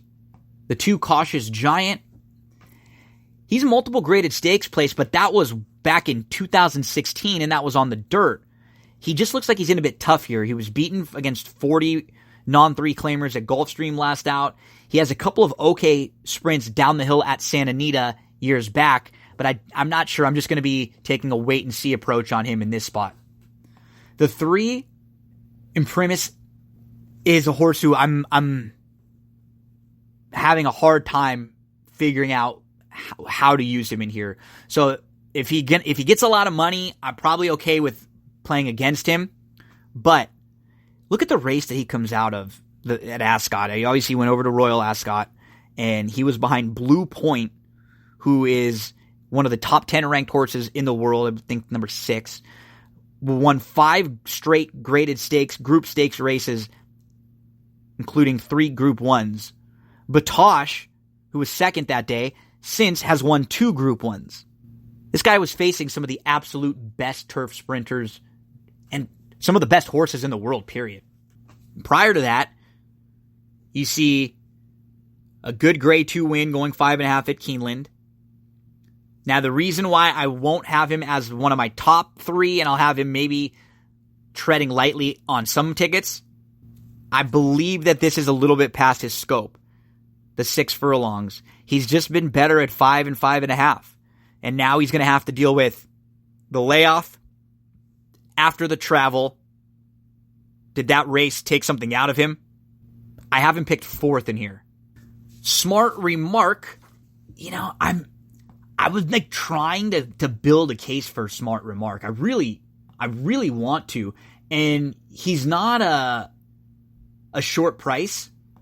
So if you want to throw him in, I'd not be against it. He comes out of some okay races. The race behind Almond Totally Boss, the race behind World of Trouble. I just still don't know if he's good enough, even with his A game, to beat some of the best in here. So bottom of exotics, absolutely. If you want to flop him in, maybe one of your pick 5 tickets, I wouldn't talk you off doing that. I'm not just not confident enough in him. Undrafted, I think this is a great spot for undrafted. When you look at this race, I think there are a lot of horses who will not enjoy the 6 furlong distance, who are better off at 5 and 5.5. And I think undrafted is the one who will come running late on this deep course. He's run well over this turf course. He's hit the board 3 times. He's always an under bottom of exotics horse to use. But this might be a field where he actually has the opportunity to get a little bit of run, to get a little bit of pace to come running at. So I'm going to give Undrafted a look, and he's going to be on all of my exotic tickets. He's going to be one of my top 3 in here. I actually have the 5 slightly on top based on the 6 furlongs over this turf course. White Flag, who was behind Wet Your Whistle last out in the race where Extravagant Kid came out of that as the next out winner, the Highlander. White Flag was okay. He was 3 deep. He was 6 off on the outside. He was 4 deep, then in between to the top of the lane. Wet Your Whistle just went right by him. Couple next out winners from that Highlander race. I have him under where I have Imprimis. Wouldn't be against him, but I just like others a little bit more. His best efforts would put him right there, White Flag. And as far as the distance is concerned, I think he is one that will like the 6 furlongs where others may not. Jazzy Times, the 7, he had a slow start last out. He was last, and then he made a big outside early wide move, 4 wide. He took the lead, he opened up a couple lengths, and he got nailed late by Totally Boss. I see Jazzy Times as more of an under. I'm not going to have him in the win end. I didn't know what to do with Leinster. He just has really become a very sharp, good turf sprinter. In his last couple of starts, he stepped up and he beat a good group in the Troy. He sat 3rd, 3 off in the 2-path. He was always within striking range. He was 3-4 wide in the stretch. Broke a course record. Saratoga. I have him in the mix. Again, though, he's another one with, look at his best races, 5.5 furlongs.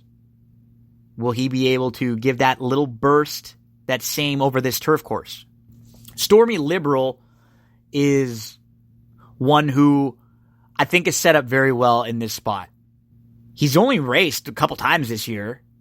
His most recent start, he was coming off of a long layoff, and Eddie Haskell's become really good, and Mr. Vargas just snuck away. Stormy Liberal has won going 6.5 furlongs down the hill at Santa Anita, so 6 should not be an issue for him. He has a style where he should sit close, always within a couple lengths. I have him on all tickets. I think he's the horse to beat. Stormy Liberal, your 2-time Breeders' Cup winner. Totally Boss, to round out the field. He's on all my tickets too. He is a nose shy of having won 4 consecutive races. He got shuffled back to last, and I think as he started getting shuffling, Giroux just took a hold and took him back. He angled to the outside. He followed Jazzy Times, and he just angled around Jazzy Times, who got a 2-length jump on him, and Totally Boss had a well-measured win there in that preview at Ellis Park. I have 5, 9, 10 in all of the exotics. I think they are best suited for this. I really like the 9 in here. I think the 5 is a horse who will come closing and should have an opportunity to pass some horses who don't want to go 6 furlongs. And then Totally Boss is just in such great form right now. Another who has to prove it going a little bit farther, but I will give Totally Boss a look in the top tier. So I have 5, 9, 10, 3, 8, 6. This is the order of how I'm going to play this race. I have the 5, 9, 10 in like my top, and the 3, 8, 6 are others to include in some of your exotics. Let's go to race 8. It is the Grade 3, 3 Chimneys Ladies Turf. 1 mile. Fillies and mares, 3-year-olds and up. The 1 Coach Whip from the inside. I don't know how bad the stumble was. He was able to recover pretty well and sit a nice trip. He is a Grade 3 winner, and he does come out of some pretty strong races where he's been behind next out winners. He's been behind tough horses like Bull Recall, Mitchell Road, who we'll have seen here, Icky Macho. I feel like he's just a bit overmatched in this spot, so a long shot. I love the 2 Simply Breathless. Let's look at her 3 starts since coming into the U.S. Prior to that, she actually was a nice filly running overseas. She comes to the U.S., she comes to the Neil Drysdale barn, first time out, wins the stakes up at Golden Gate. The Grade 3 Wilshire at Santa Anita, 5-1. She wins. She beats a filly named Ollie's Candy, who just came back to win the Grade 1 Clement Hirsch on the dirt. Most recently, Simply Breathless was at Arlington Park, going 1 mile and 3/16 in the modesty. She had a good start. She was a close-up second.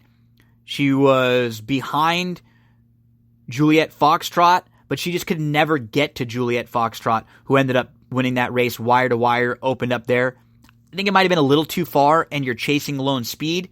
Now Simply Breathless cuts back. And look, she has tactical speed. She can sit close. She proved in the Wilshire she can come from off of it if need be. I think she's a versatile filly, and I think she is improving and is ready to race. Is ready to put forth a big effort in this race. So Simply Breathless, I will be singling on a couple different pick 5 tickets as one that I absolutely love in the hands of Giroux. Callio, the 3 stakes winner. You'll see a horse named Hanalei Moon in some of the past performance running lines, and Callio won a race that Hanalei Moon finished last in on August the 4th. Callio saved ground on the inside, angled out in between. It was a pretty professional win, pretty solid. And she's on the upswing. You see Juliet Foxtrot in the past performance running line, Santa Monica. She's faced some sharp ones also. I really don't have knocks on Callio, just like a couple others more in here. I will probably have her on 1 or 2 Saver Pick 5 tickets. The 4 Viva Vegas was a stakes winner last time out. She is multiple graded stakes placed. She sat mid-pack. She was 2 deep. She was 5 off. She got to the inside. She saved ground behind horses. She angled around. Was 3 deep, making her move at the top of the lane. Beat a horse named Hanalei Moon, who just came back to win a $250,000 stakes at Kentucky Downs on August the 31st. Viva Vegas, I have in the bottom tier of horses to include. Storm the Hill has gotten good. Got good out here in Southern California. She was actually 4th in this race last year. And since finishing 4th in this race, she won the Grade 3 Senator Ken Matty down the hill at Santa Anita. She finished 3rd in the Wilshire behind Simply Breathless. She was actually favored that day, and she did not run poorly. And it was her first start from November to June. And then she came back last time out in the Yellow Ribbon. She was inside. She was pressing early. She drew off after a couple of, maybe about 2 furlongs. She got clear a length, and she looked like she had snuck away. If you backed her, it was a wicked, brutal beat. It looked like she was a winner, and Beau Recall got a great bob. So Storm the Hill has become a very nice mare, and I think she makes sense in many spots in here. I have her picked 2nd behind Simply Breathless. Lynn's Legacy, multiple graded stakes placed. She will be facing a tougher group than what she had to deal with last time out. And then what do you do with Mitchell Road? Mitchell Road, who is likely going to be your favorite in here.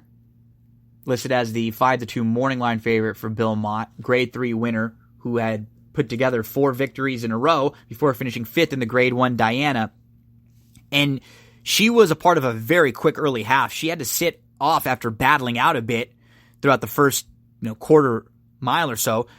And she was just no match for the top ones when the real running started. That was going a mile and an eighth in a weird race where she was chasing. She went 45.90 to the half. She lost to Sister Charlie, the Breeders' Cup filly and mare turf winner, and probably the best older filly or mare, or the best older mare turf in the filly and mare turf division. Couldn't spit that one out, right?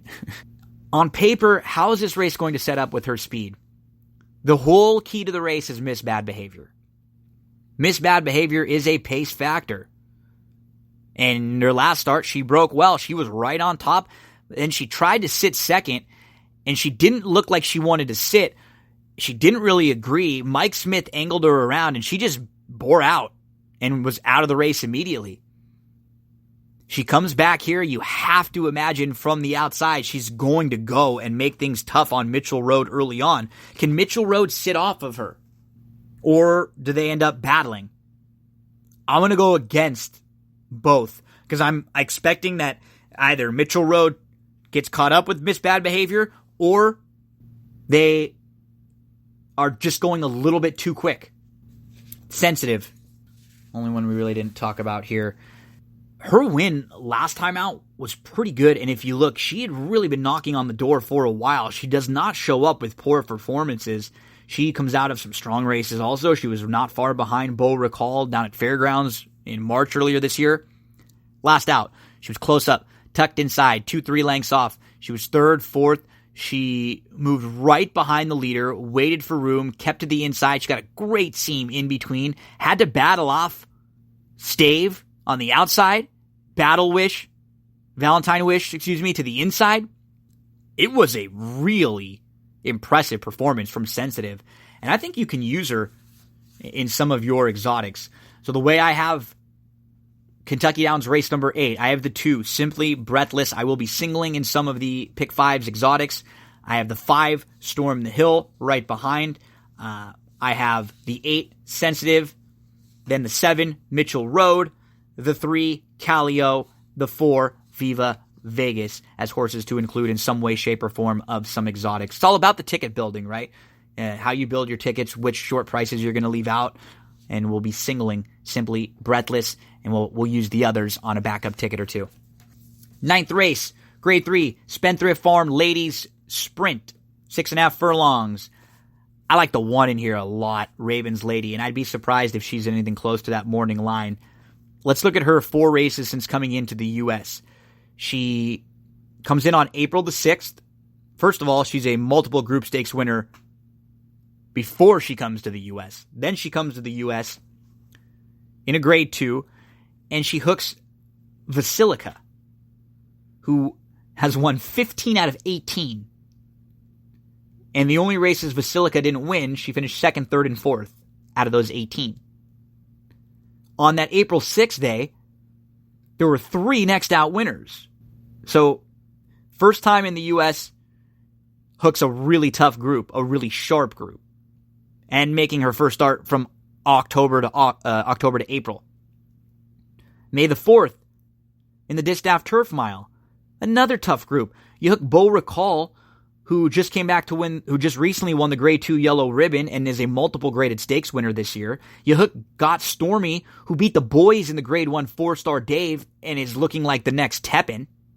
Then on June the 6th, you face Significant Form, who comes out of that race to win the Grade 2 Ballston Spa. Those are really tough races. Goes to the bench for a little while, comes back on August the 16th for a new barn, 3 wide of 4, in between horses into the turn, ended up in the 8, 9, 10th group in the 2 path, was about 8 lengths off. She angles to the clear in the 3 path and then makes a big, wide, all the way up 4 deep move to take the lead right before the top of the lane and just continues on. I expect a big, big effort from Ravens Lady. And I'll make a win wager on Ravens Lady if we can get half of what she is. If she's like 7 to 1, we'll make a win wager on her.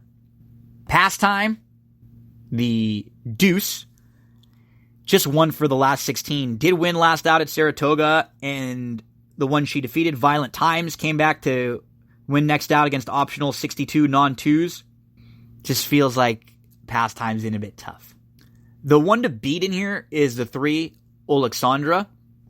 We talk about the 6.5 furlongs on the turf. She likes it. She used to run well at Santa Anita down the hill.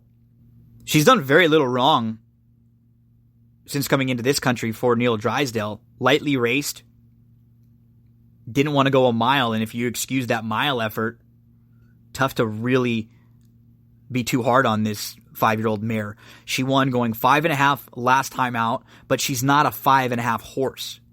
She trailed, she saved ground, she moved into contention without really being asked. She got a nice opening in between horses, and she just went right through. It was an easy victory for Alexandra, who looks to be the one to beat in here.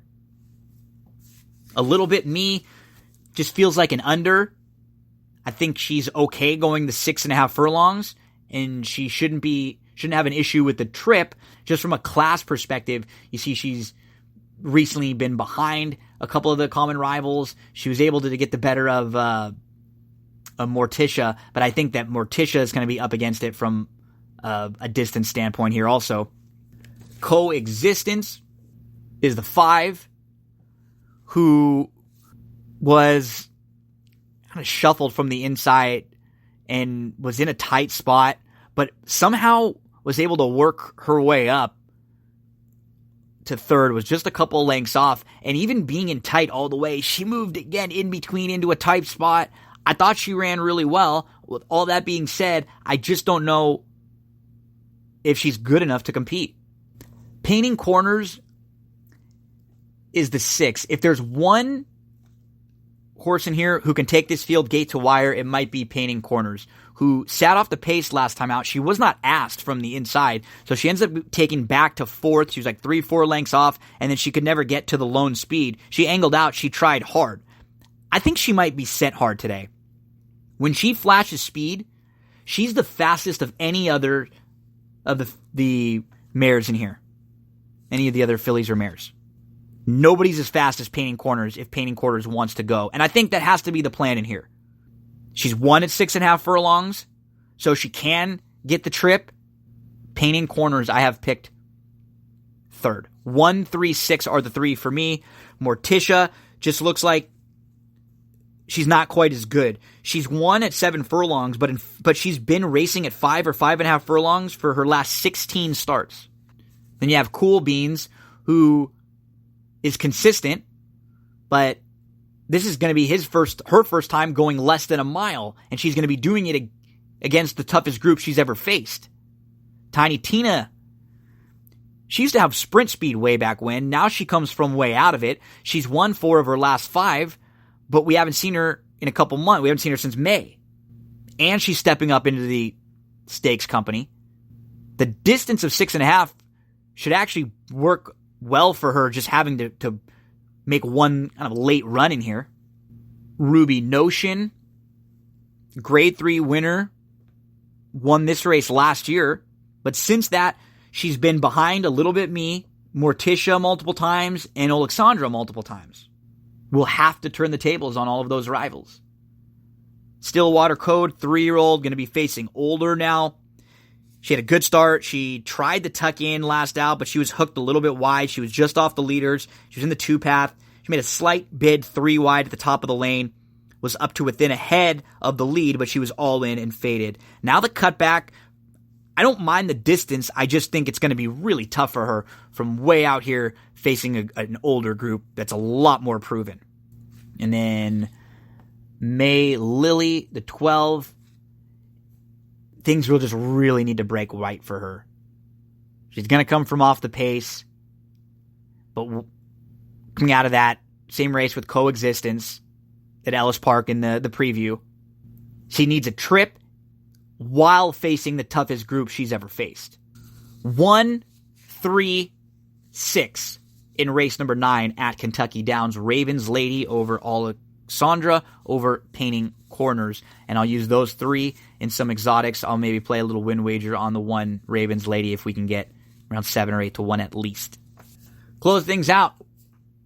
The race number 10 at Kentucky Downs, the Calumet Farm Kentucky Turf Cup, $1 million, 1.5 miles on the turf course. From the inside, Botswana was a runner-up last time out, and there were actually 5 the horses that are going to be running in this race today. 4, we'll see if one gets off the also eligibles list. That ran in that Kentucky Preview Turf Cup on August the 4th. The 5th place finisher actually won next out at Colonial. Botswana was 3 deep, was in that 3, 4th, 5th group, 3 lengths off, got up to 2nd, was just off, moved to the lead at the top of the lane, but factor this, battled back from the inside. Botswana's lightly raced on the upswing, some positives. My boy Jack, the Deuce. Remember Jack from the Kentucky Derby a couple years back? He was only 6 to 1 in the Kentucky Derby in 2018.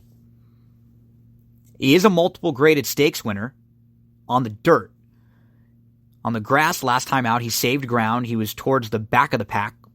He was 9th, 10th. He was 6-7 off. He traveled really well. He moved in between and then 5 wide. He was flying down the center of the racetrack and he just missed. He was right behind Botswana, and factor this, when he finished 3rd, beaten just a neck. I haven't picked 4th in here. I wouldn't talk you off him. I wouldn't want him at a price that's like less than 8 or 10 to 1. But he has a shot to come running late and at least be a part of the try in the exotics. Blended Citizen is a multiple graded stakes winner. He adds the blinkers.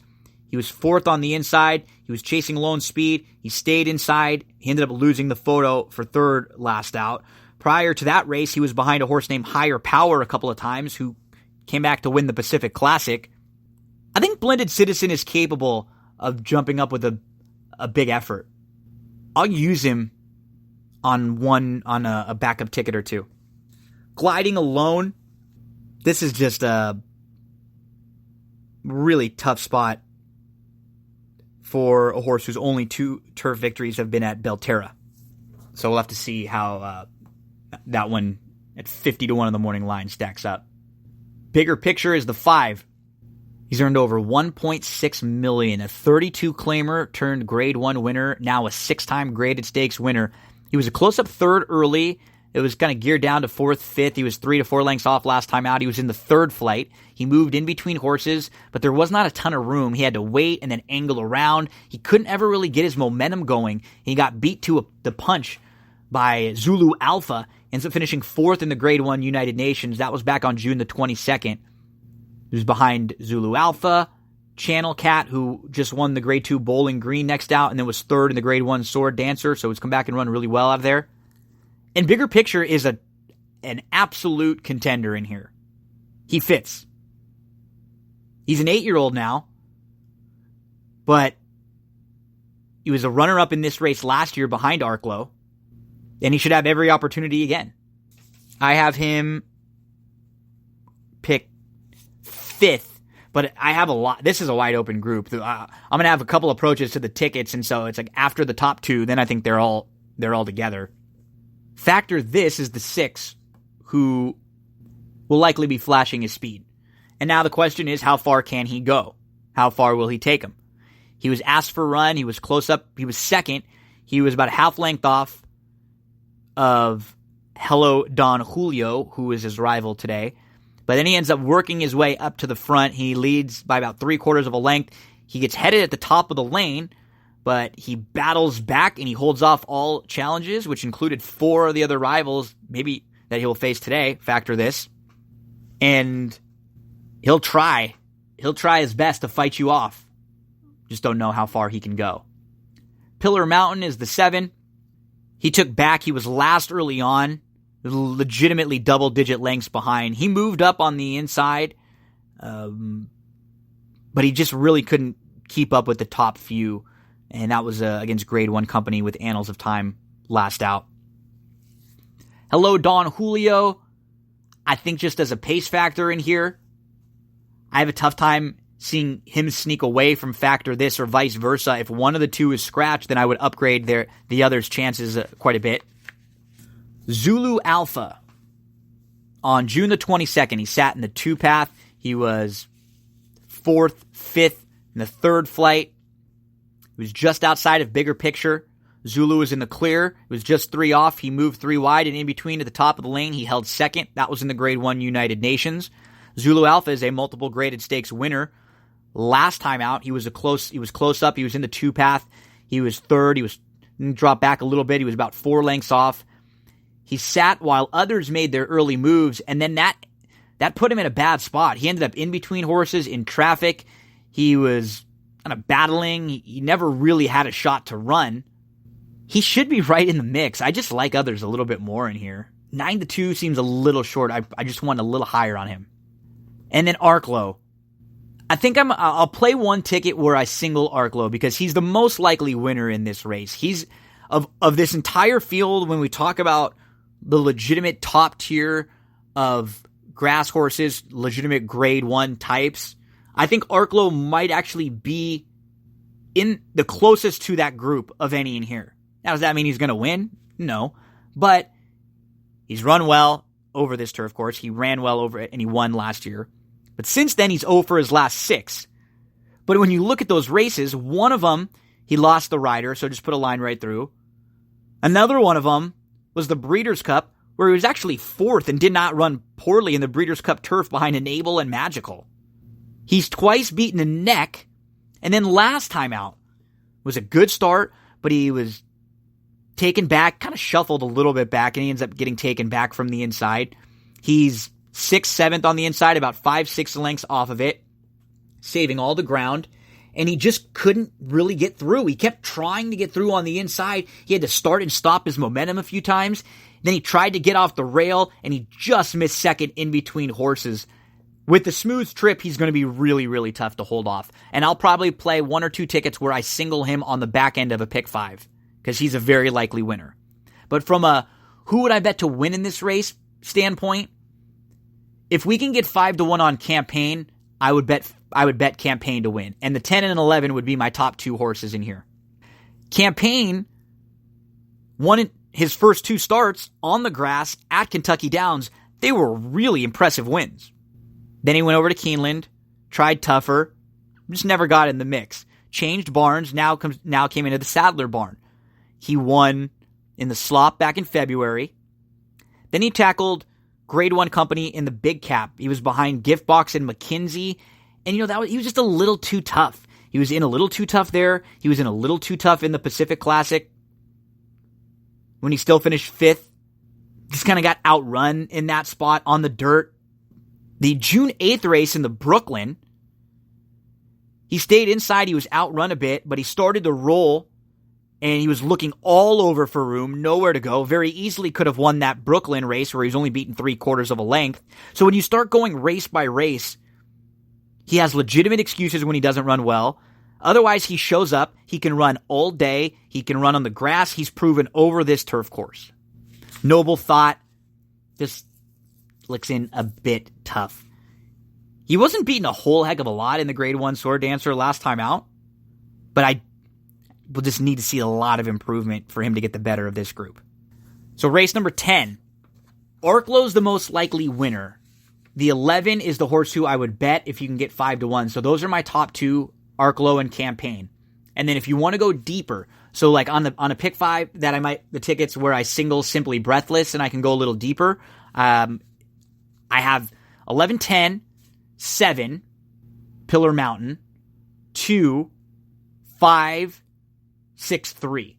So those are all horses who I think you could use in the bottom of the exotics, or if you want to go a little deeper on one of the legs of the pick 5, the 2, My Boy Jack, the 3, Blended Citizen, the 5, Bigger Picture, the 6, Factor, this, 7, Pillar Mountain, kind of my under groups under the 11 and the 10. So a couple approaches that I would have on this pick 5 ticket. And again, everybody's budget is different. Some people play with $10, some people play with 10,000. I'll give a few approaches. You know the way that I have everyone ranked in each race, so if you just want to go really short, you can use the horses that I like on the top few. But we'll play the 1 ticket where you go deep in that first race. So I would go all, or you could go 1, 4, 5, 8, 9, 10, 11, 12, but why not just go all? With 3, 5, 6, 8, 9, 10. With the 2, we're going to single the 2, Simply Breathless in race number 8. With the 1, 3, 6, with the 10 and the 11. There's one approach. Maybe you like this next approach better, where you single Arklo to close things out. So it starts in race number 6 with 4, 5, 10, 11. Race 7, 5, 9, 10. Race 8, 2, 3, 4, 5, 7, 8. So this is where we'll play that's kind of a saver ticket, and we won't be singling Simply Breathless. Race number 9, 1, 3. And then race number 10, we single the 10, Arklo. And then another approach, maybe this is an approach that you like a little bit better. 4, 5, 8, 10, 11 to start. With 5, 9, 10. Then you single Simply Breathless. 1 and 3 in the 9th. And then you have a lot to close out. 2, 3, 5, 6, 7, 10, 11. Couple different approaches for you there in that Kentucky Downs pick 5. Best of luck, folks. Hope you all have a great weekend. And I'm looking forward to it. We got a great Kentucky Downs racing, some college football, and NFL kickoff that first Sunday where all the games are on early, and you get like 7 games, and the next wave of games you get another 5. I love it. I'll crack a couple mimosas, and I'll have my notes out ready watching all the games. So thanks for tuning in. Make sure, don't forget, subscribe. Head on over to iTunes. Leave a nice rating. Don't forget to get to thrivefantasy.com and sign up for an account. And remember, use that promo code GINO. If you use the promo code GINO, you will get a $10 bonus when you deposit anything over $10. So deposit $20, you'll get an extra 10. Use the promo code GINO. And then get to cindycarava.com for all of your real estate needs. If you have any questions or you need any help in looking to purchase a home, to lease a home, to sell your home, to upgrade, to find your home's value, cindycarava.com. Joey, my friend, take it away.